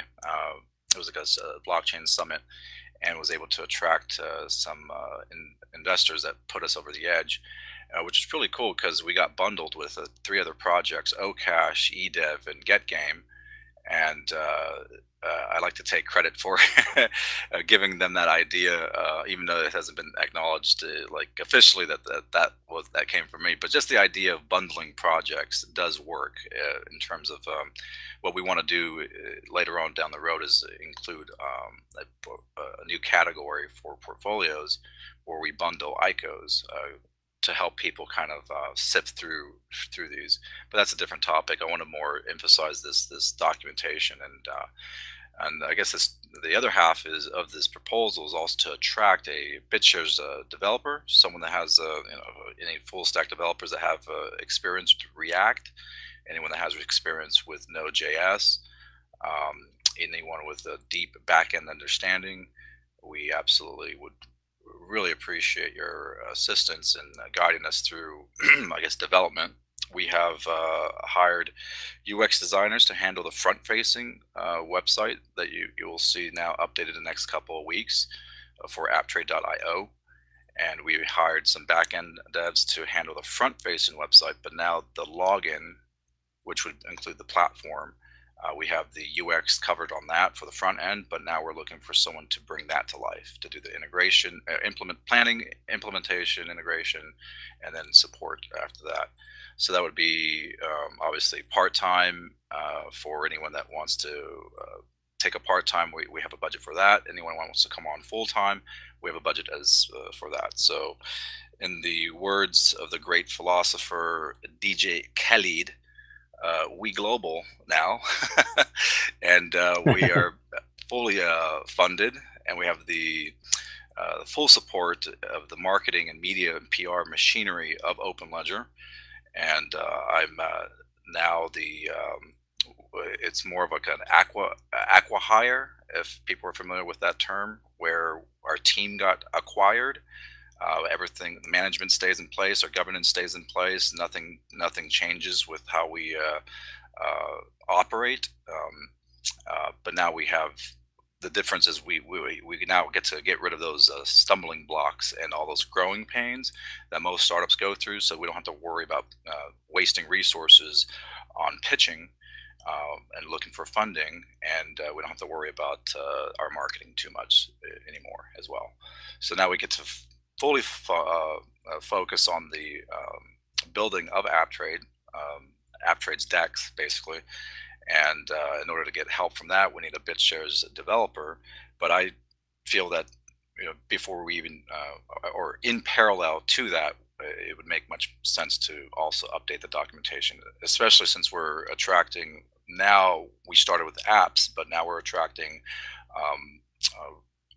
businesses that have cash flow from industries like mining, gold mining, refineries, the cannabis industry, and real estate. And as you can imagine, many of these groups have their own boards, they have attorneys, they have their own developers and engineers, and many of them are also saying the same thing about the documentation, about how it's incomplete. It could be done better, or in their words. So yeah, that's what the purpose of this documentation is. We're willing to put our money where our mouth is to get it to finance half of that proposal. So we invite you to join us. Cool. I really am glad that you guys are continuing to do what you're doing, and that I'm glad to see that Virtual Growth is working with you guys as well. Really quickly, I would like to say that the best place to probably talk about the worker proposals, or potential payment rather, would be through worker proposals. And Xerox now has the BitShares Foundation that is going to be acting as an escrow agent for worker proposals. So that might be one of the best routes moving forward to get that funding, because I know that our community is now starting to make a real push toward getting worker proposals to a place where people are actually able to start getting meaningful work from the blockchain and getting some level of funding to be able to do that work. And I'm pretty sure, Dan, that no one here will disagree with you on the documentation. The documentation has been something that has been largely very grassroots, and Xerox and maybe a few helpers over the course of time have been the ones who have largely done that, and have also largely done that out of their own time and pockets. So I will say that. Oh, good. I also reached out to Xerox a little bit yesterday, so he's gonna compile the information because he has it in a different format, so it'll be easier for some people to work with, and I'll talk to him more as well and just help collaborate this all together. Well, thank you very much, VG. I think that's probably the best route moving forward. And I don't even know if it would be necessary to put up half, but that would be something that would probably be worth talking about to the actual worker proposal, the community. So I'll urge you guys to join up to t.me/BTS workers, and definitely make sure to post all that stuff there. I see you in there, VG. You're everywhere too, buddy. So yeah, I'll be posting more information in there soon. Sounds good. And I actually disagree with what you just said there. I think it's absolutely crucial for us to finance half of it to get people's attention, because I think this is something that's been like moving slow like molasses, and no one has really triggered the ability to get this done. And I verbalized this in person to a few to ask them, to do this, but maybe everyone's busy. So maybe if we actually put up and match dollar for dollar and let people know that we are funded ourselves and we're willing to fund the funding of this as well, half of that, so that we can approach the community in a way that it's not us just asking for something with empty hands. And I'm not suggesting that's what people are doing, but this is just our approach, because we have like this move for our businesses that want to join on board. And also probably want to build on top of the network in their own right down the line. But in order for them to feel comfortable to move forward, partnering with, like, jumping on board as workers, employees, vendors, they all could use a better documentation, a better blueprint to start understanding what BitShares is. And I think by matching dollar for dollar, it's very important to let people know that this is a huge priority for us, to ensure that I think they would also not just improve app trade, but or benefit app trade, but just the other projects that are trying to communicate their message to the world. Well, I really love what you guys are doing. I think that documentation is essential, and I know for a fact my father. My father is a full stack dev, and when I showed him the documentation and he started reading through it, he gave me pretty much the exact same input that you have received from industry players. So I think that we should really start thinking about this now that BitShares has hundreds of million or 100 million plus that can be put towards things, right? Right. I'd say that this is probably a foundational one. You know, like if you're going to build something, you got to build a strong foundation. It's worth it to put a little extra money into it. We should probably do that, and the payback is going to be huge. Because when you get the documentation into the hands of excellent developers, you can give them great documentation that makes it so they're hitting the ground running, or you can cut off their legs and tell them to crawl. I think that we should have them running. So. I agree.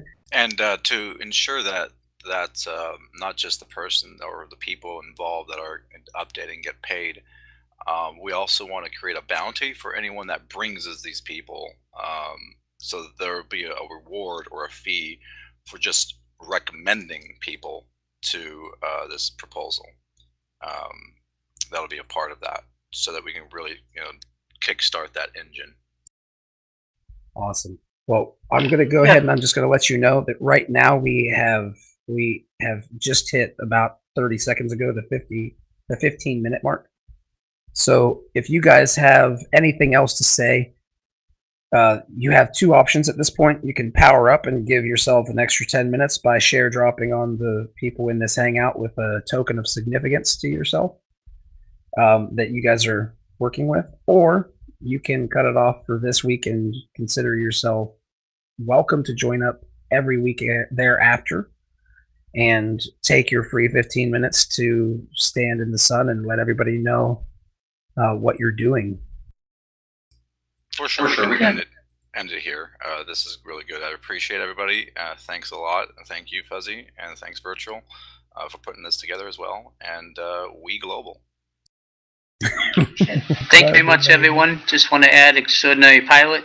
Thank you from Solange the host. He just wanted to ask me to add that in. If people want to reach out to me, you can reach out to Virtual Growth. You can find me on Discord because I'm on many channels there, and also steamit.chat.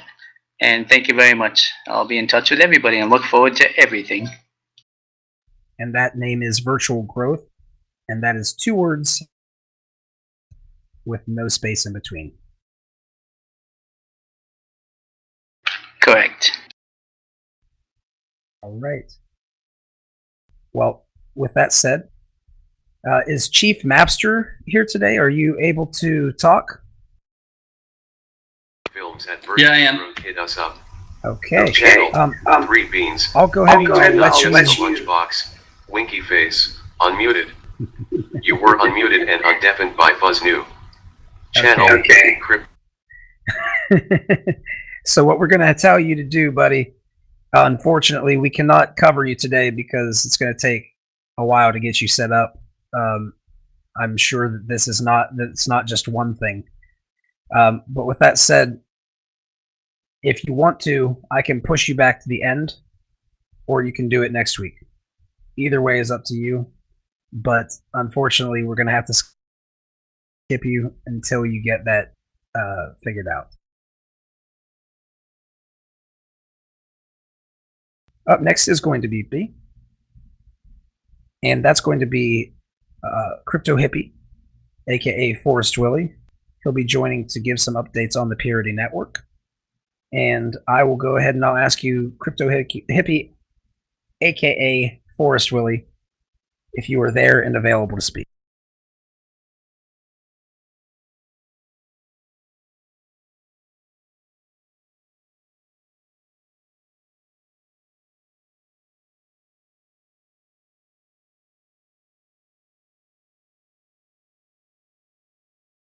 Okay, looks like Crypto Hippie is not available.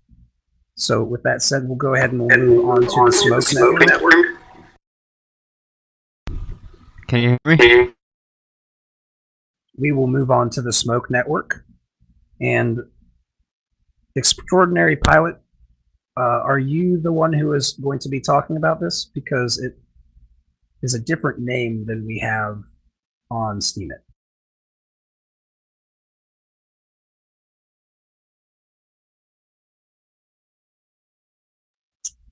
Okay, well, I'm going to take a word from Alex, and I'm going to say, ironically, we are back to you, Chief Mapster. And I'll go ahead and I'll unmute you. I hope you've gotten everything figured out.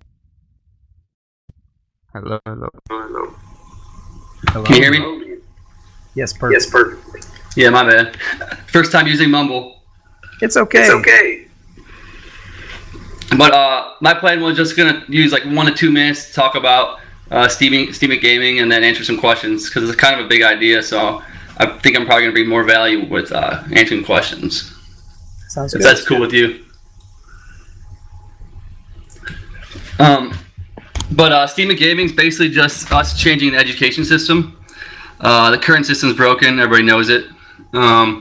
So people, instead of having people pay for it and treating it like work, we're changing it so it's actually a game.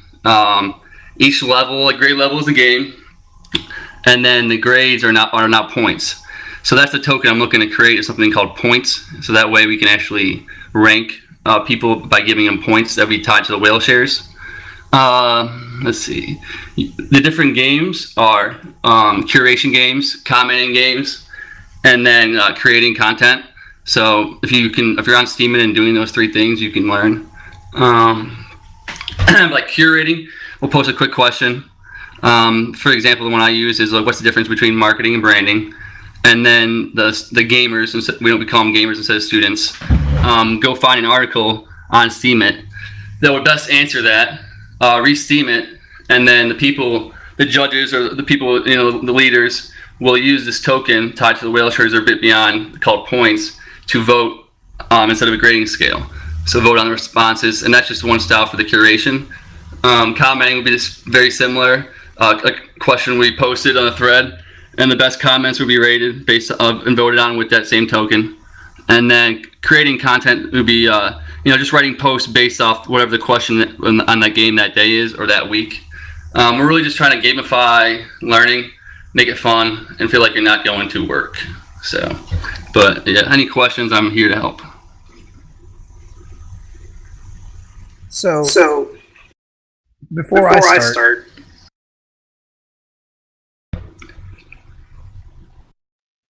I will say,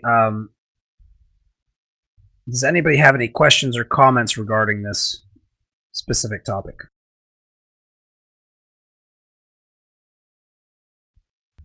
I love Man, this just one, two. specific topic. I think education is, as you said, broken and needs to be fixed, and is the way to go about it. So, that's my comment for that. But yeah, you're doing.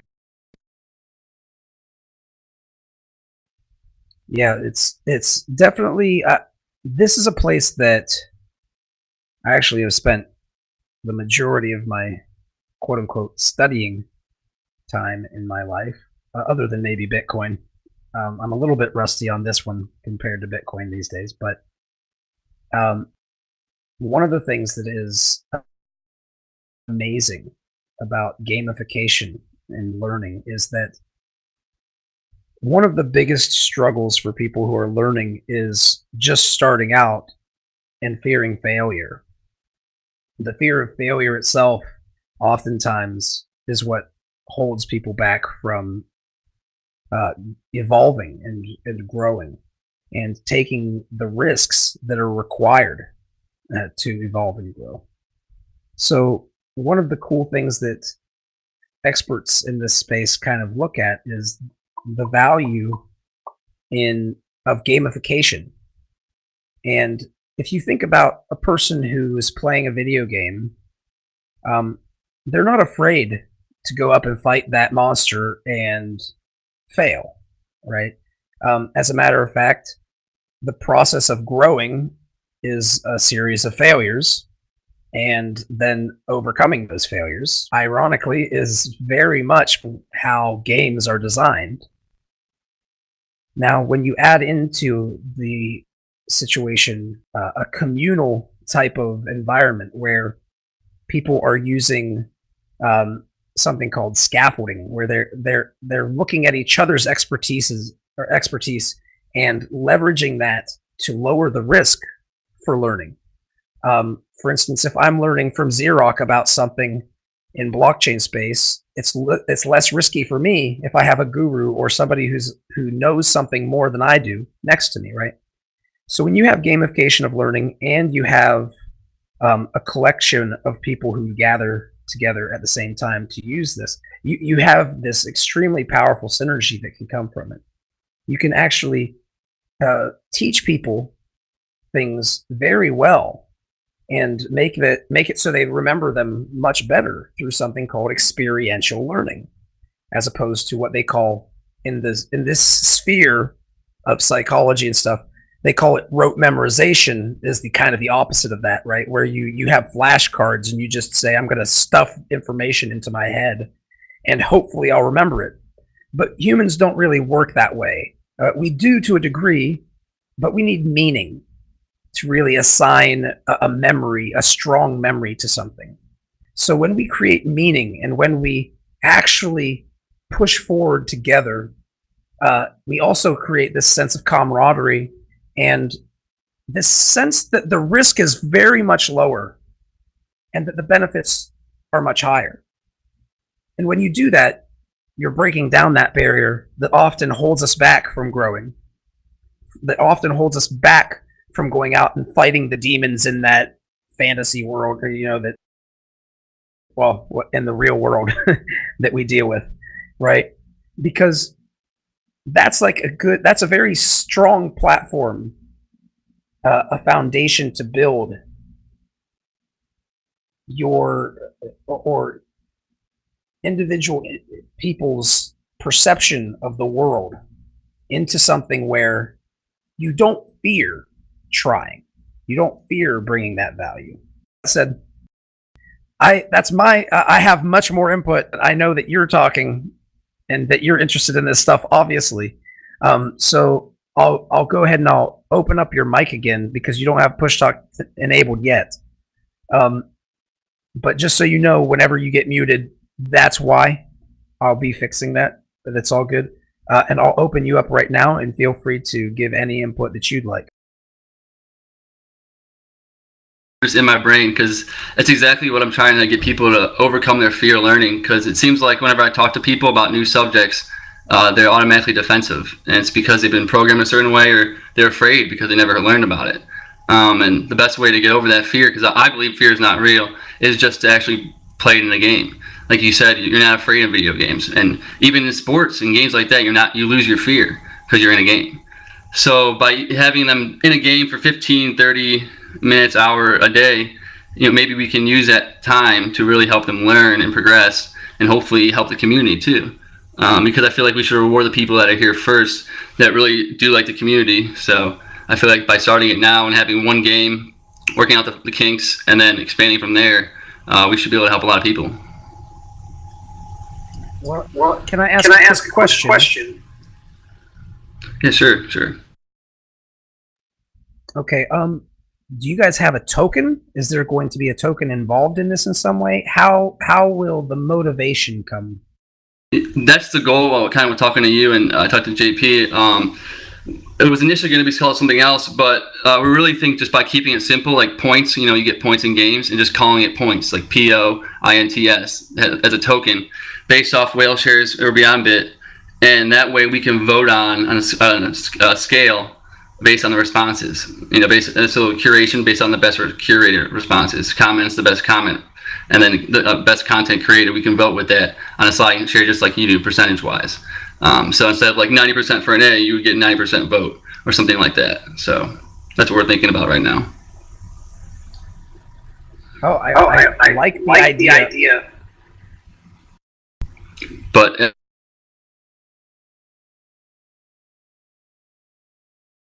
for a little bit. Could you say that again? So, we don't have any tokens, so I've been trying to get one listed for a little bit. So any help would definitely be appreciated. I'll gladly talk to you about it behind the scenes. I'll gladly talk to you about it behind the scenes. It's something that it costs a little bit of money, but for projects that I feel are very important, I don't mind fronting that. But I am interested to hear the value proposition, and see some of it in action, at least a little bit, before I start doing that. So of course, I'll front you up the token if we talk about it behind the scenes and you give me the full rundown. It's going to probably take an hour or so it's not going to be a 15-minute thing in here.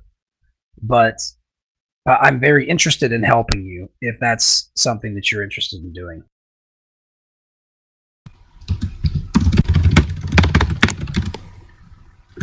Wow. Are you a drummer?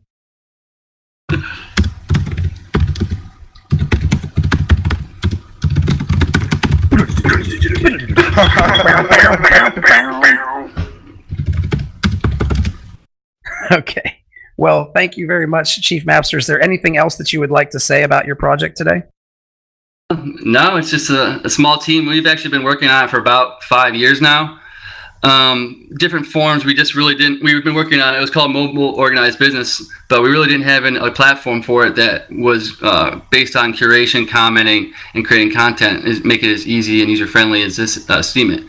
So really, it's a blessing to have Steemit, and we thank everybody involved in making this possible. So we're really looking forward to helping a lot of people, and that's what we're about. So thank you again.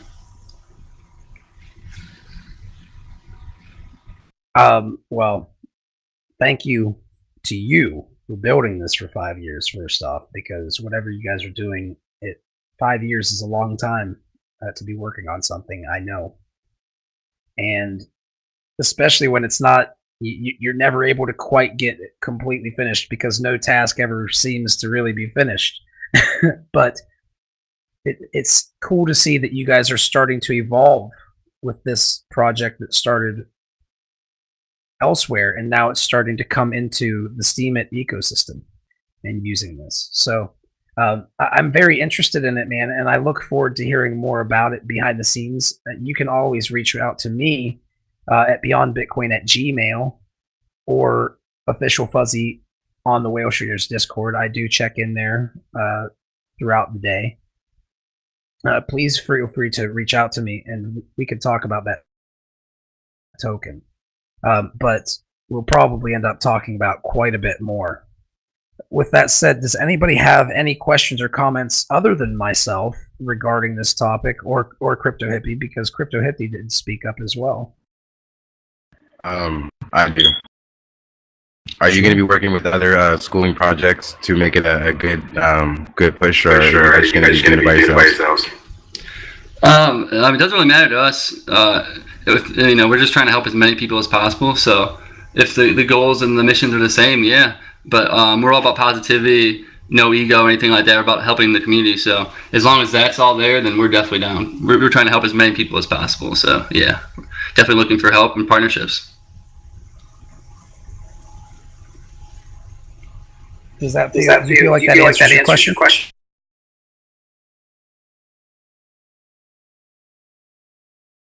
Yep. Sir Lynch? Thank you, sir. Cool. Does anybody else have any question?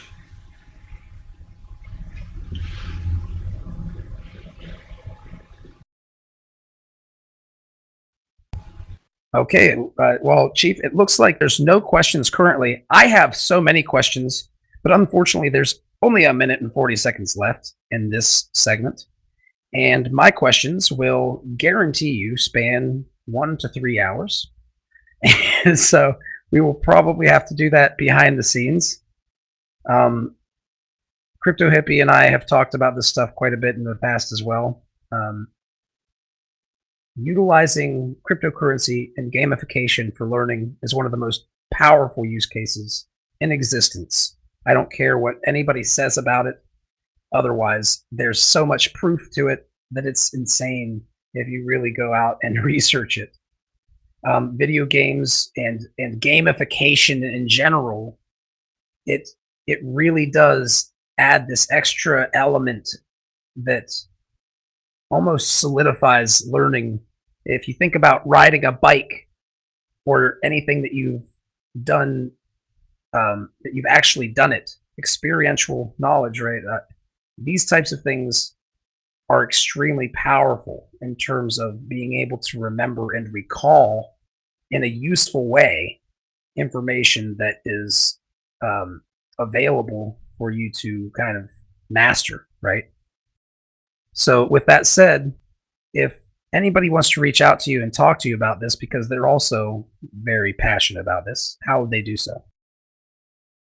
I'm a chief mapster on Steam, and I'm on Discord most of the day, you know, between 10 and 14 hours a day, so like you can reach out to me. I'm part of the OCD curation, so I'm in there a lot, and then also the Steam Poker League, so I'm active with that, as long as it's also with the Beat Battle.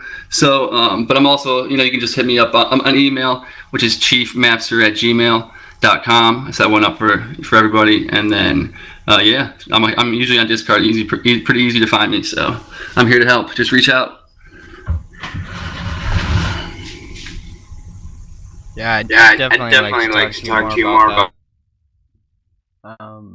I think, you know, like Fuzzy said, it's about powerful use of blockchain technology, in my opinion, as well. Incentivizing learning, and so, yeah, anyways, I don't want to take up time, but yeah, I'll be emailing you. Sounds good. And that is chiefmapster@gmail.com, and it is spelled CHIEF, M as in Mary, APP, S as in Sierra, T as in Tango, ER @gmail.com. So thank you very much, Chief Mapster. And I could talk to people with these types of ideas all day, and I think that these are some of the most profound use cases that we're going to see looking into the future. I even believe that it's possible that we will see students go through school and earn money for college using cryptocurrency potentially. So there's a lot of use cases, and I look forward to hearing a lot more from you guys about this stuff. Looking forward to it. Thank you again for all you do, Fuzzy. Appreciate it. Oh man, I'm not a talk show host. I've never been one. I've always been a group moderator.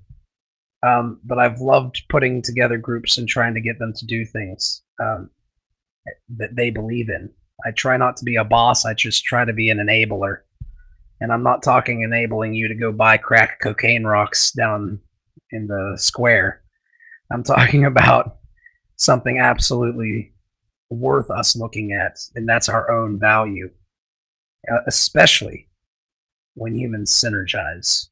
Because don't forget, guys, synergy is something that is almost magical. It seems magical, and that's because humans are involved. And when you involve this type of synergy, and these people are creating synergy, they're going to build ideas into realities that a lot of these things couldn't have been planned by any single individual. So I look forward to seeing it, and I thank you for taking the time. And I look forward to seeing more of this in the future, and I'm sure everybody else does as well. Now, with that said, another individual is going to be speaking up today about something that is a pretty cool community-related project that is very much in the same vein as the last one, but is definitely different in its own ways. One being that it's its own blockchain, and another that it's not just education, it's focusing on a lot of different things. So rather than me sit back and talk about Purity, the activity network, however, I should probably give you, Crypto Hippie, the 15 minutes to go ahead and get started. All right. Well, thank you. I appreciate you for having us on.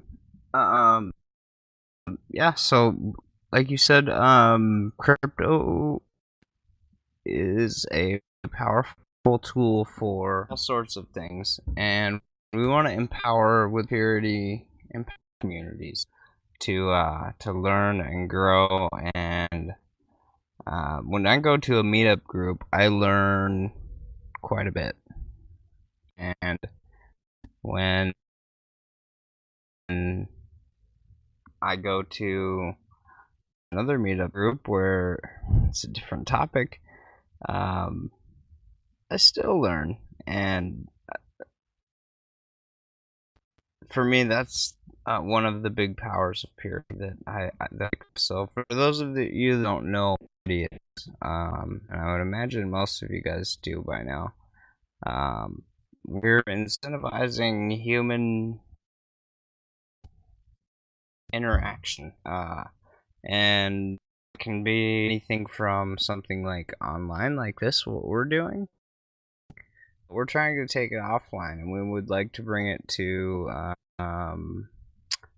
personal interaction between humans live, and it's a great thing that we're doing. I'm really excited about it, and we've been direction that that is gonna be helpful to everybody that wants to be involved, I think. So I have another person in here that's on the team. He's our CTO, and I'm gonna ask him to talk about the token that we're creating for our crowd sale. And so if he wants to speak, otherwise I'll keep going.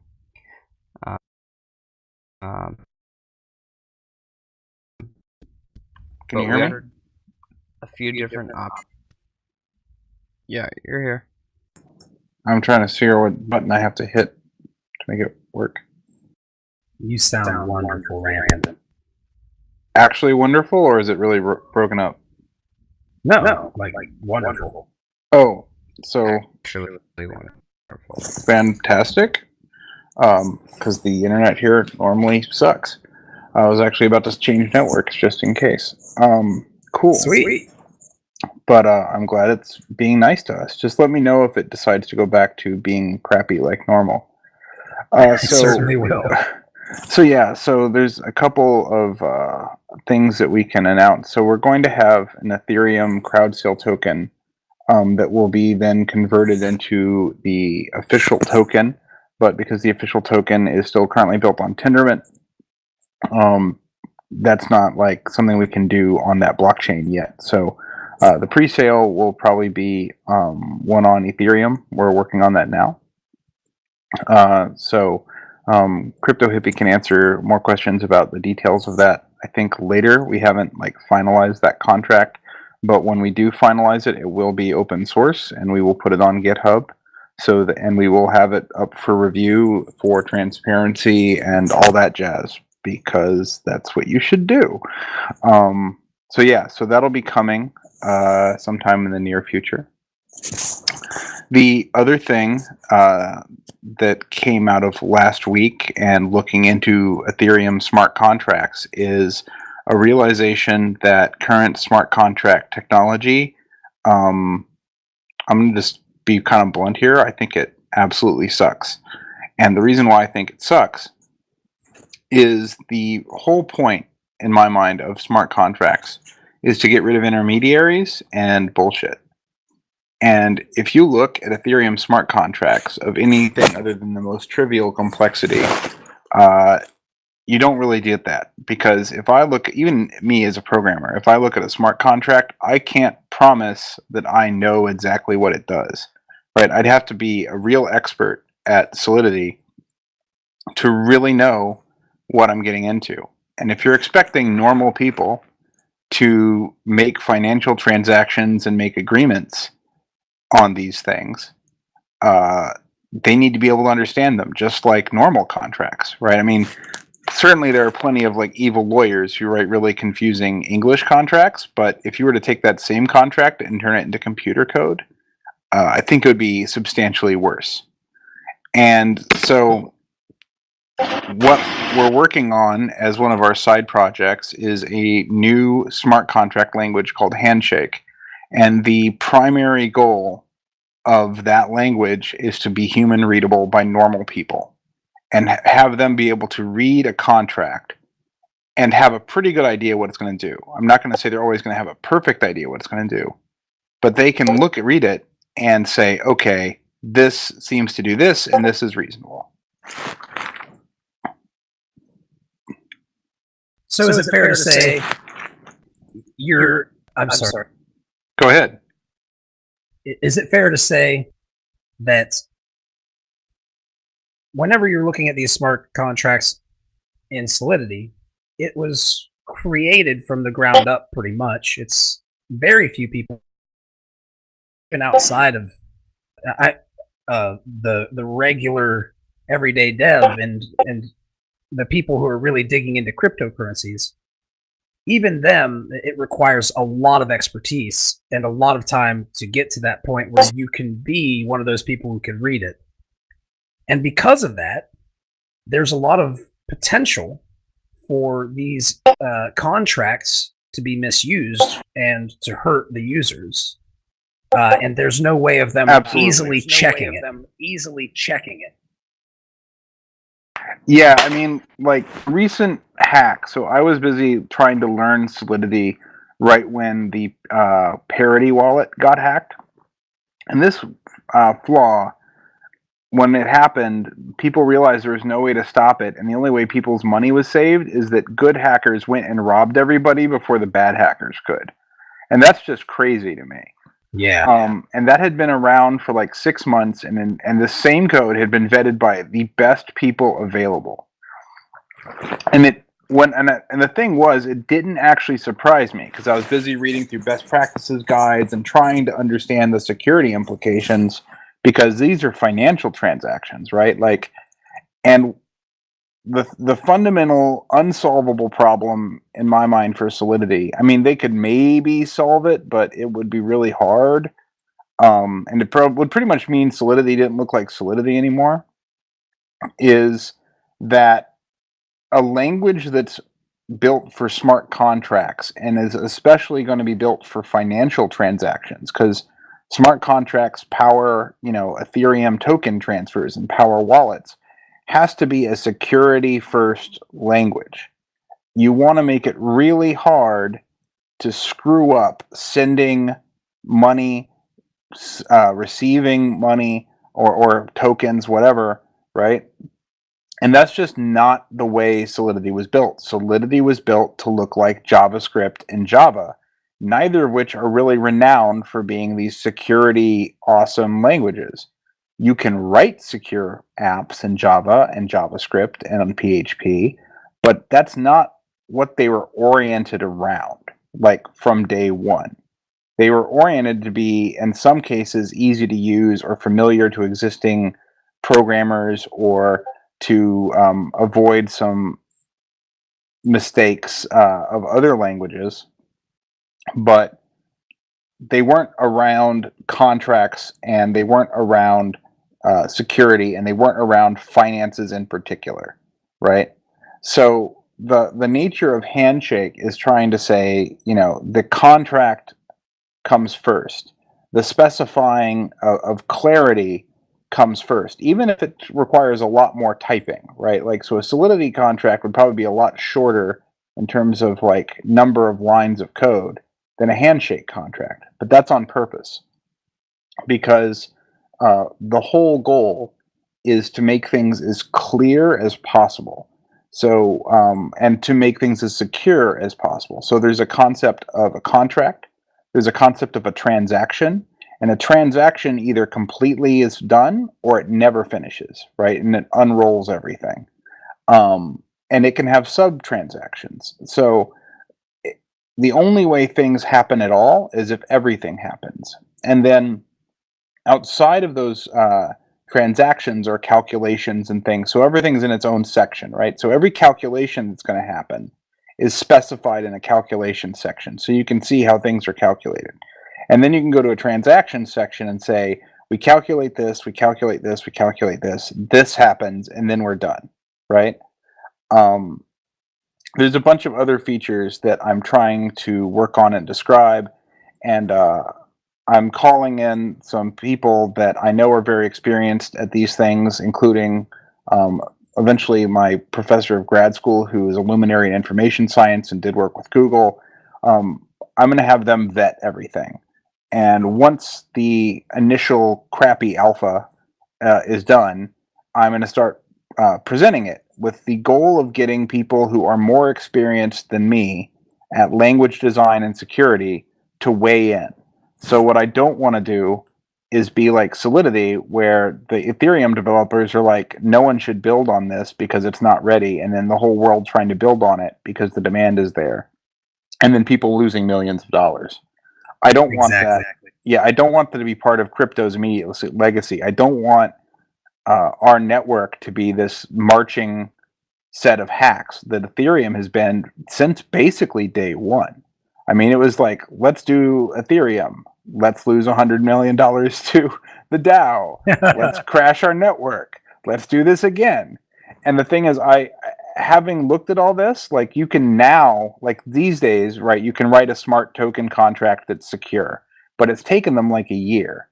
And I just don't see that as a long-term solution to the real promise of blockchains. The real promise of blockchains mean that we need a language that people, normal people, can read and have a pretty good idea of what that language, what that contract is going to do.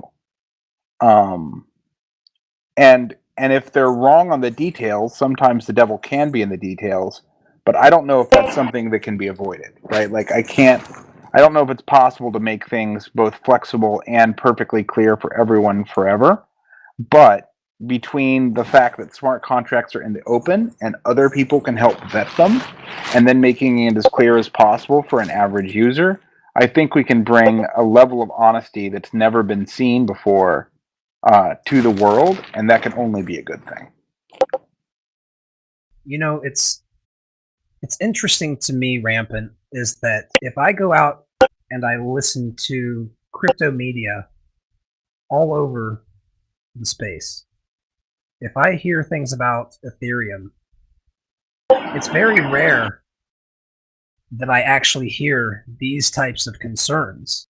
And it's kind of scary, actually, because if we're wanting this to be mainstream adoption, right? If you're really saying, we're not just saying it, right? We really mean it, and we want cryptocurrencies to be adopted. And not only that, we want them to actually, the value proposition to actually be reflected. Not just some, oh, we've got a blockchain, well, okay, great. It's going to be worth $1 million for no reason, right? But we're in this place where people aren't talking enough about this type of stuff. And it's very important that I'm glad that you're working on this. I'm very pumped to hear about it. This is the first time I have. I'm sure that I could have heard it somewhere and missed it. No, this is new. So this came directly out of recognizing that we wanted something like smart contracts, and then I was like, all right, I need to dive into Solidity. So there's a couple options, right? Like, I don't know what EOS smart contracts are going to look like. I haven't seen it yet. And so I was like, well, we need to release this token. Let me learn Solidity and let me be really careful.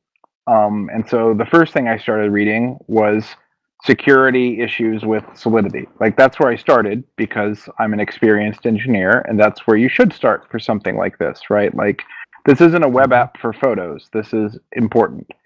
And I was pretty horrified. I read a couple of papers that are like, this is why Ethereum will never be fixed long term.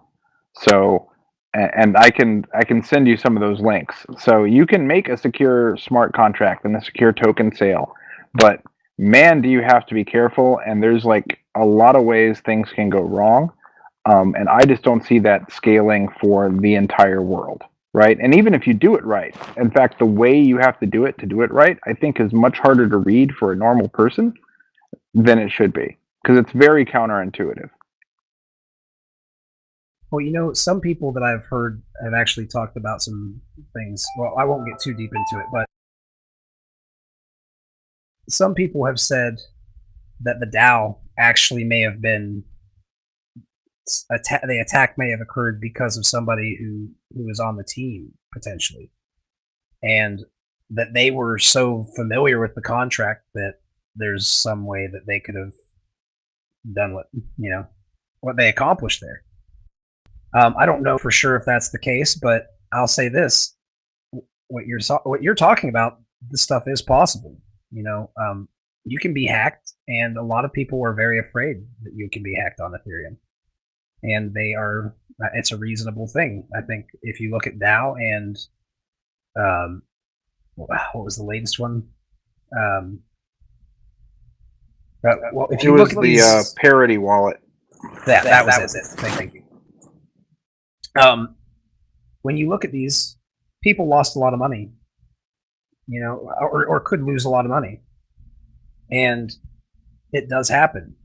This space is very risky, and you have to be very careful to donate your funding to people who are talking about things like this, because if they're not talking about it and it's a problem, then you should probably be considering whether you should invest in it.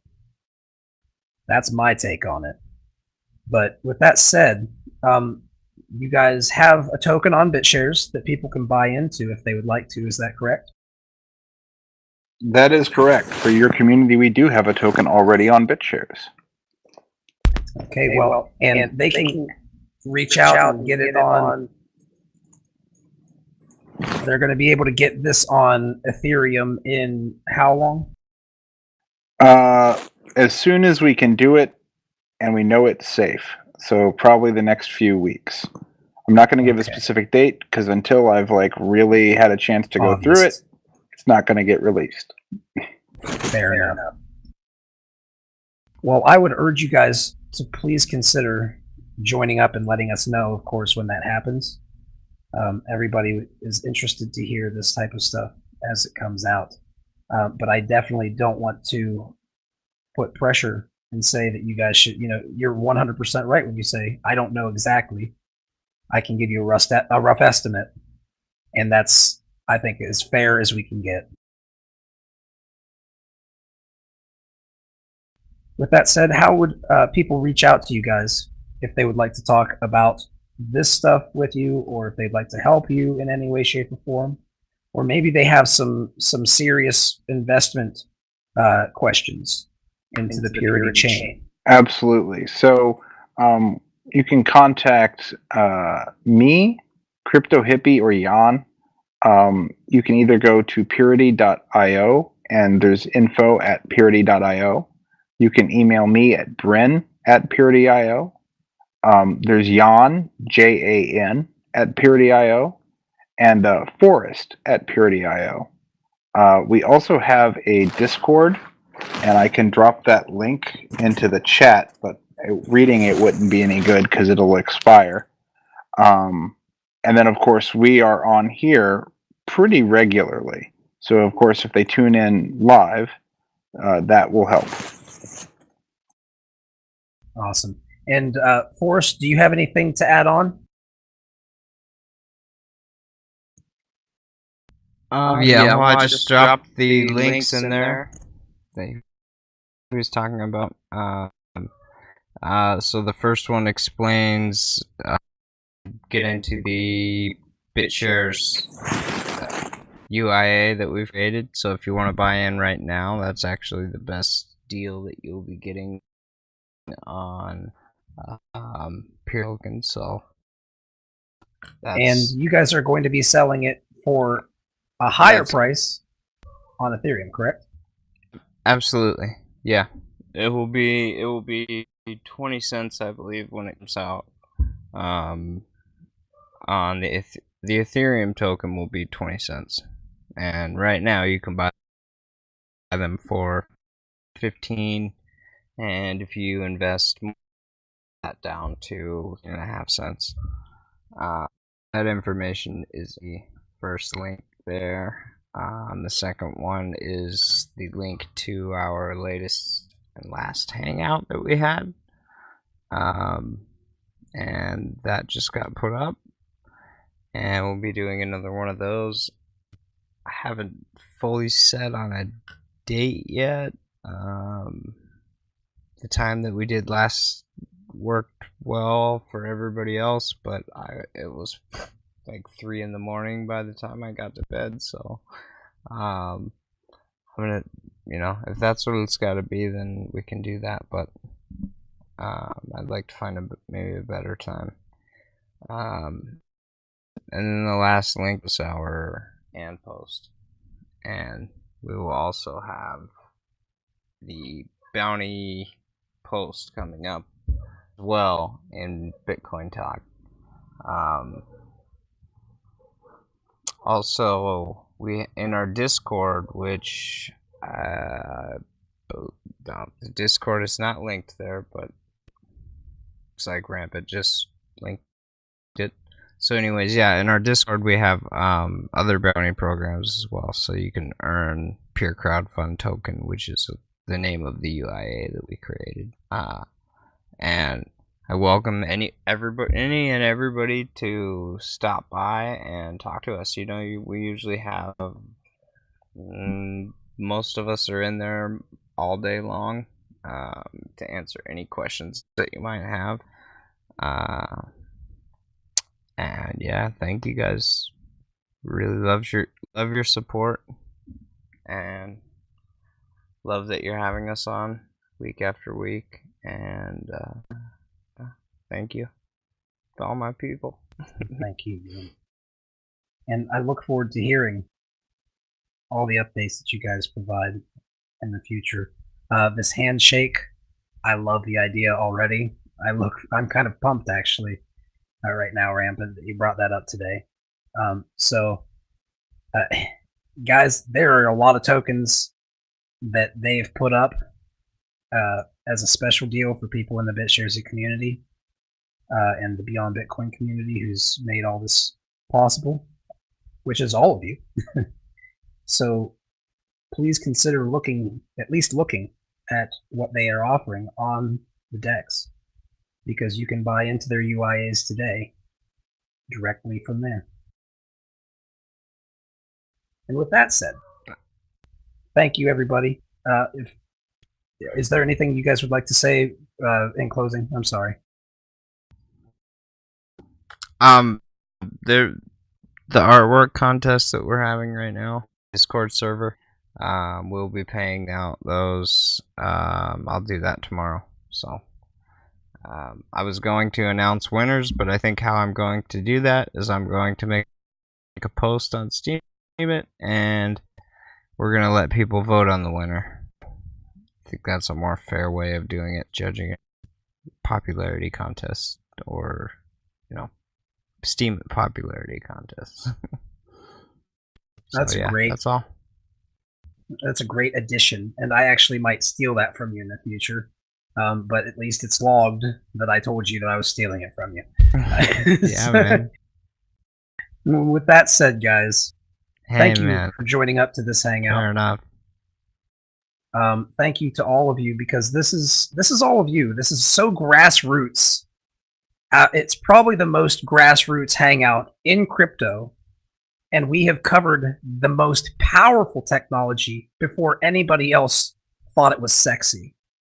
So I want you guys to all pat yourselves on the back, because you are ahead of the game by years. While other people are out there still fighting about whether they should put an extra, a larger size block in Bitcoin, or if they should completely fracture the entire community with 80 different versions that are ruled by each individual who's, little oligarchs that came from the original Bitcoin community. We've got all that stuff, all that drama, all that lack of governance, and we've been covering these chains and this technology that's trying to truly go beyond Bitcoin. And we haven't taken funds from large firms to tell you about these things. We haven't done any of this stuff that all these other crypto shows do. So I just want to thank you guys for helping me create something that is real. We might not always have the classiest, champagne radio show sound. We might not have all the glamour and glitz that everybody else gets to pay for with their extra funding from outside interests who don't necessarily have the buyer's best interests in mind. But we've brought a lot of people to some powerful things. And we've been attacked lately by some people who are powerful. But amazingly, the community was so powerful that even the people attacking can do nothing against you. Thanks for inspiring me every week. If any of you want to help Fuzzy, I'm not going to lie, Fuzzy's getting ridiculously busy these days.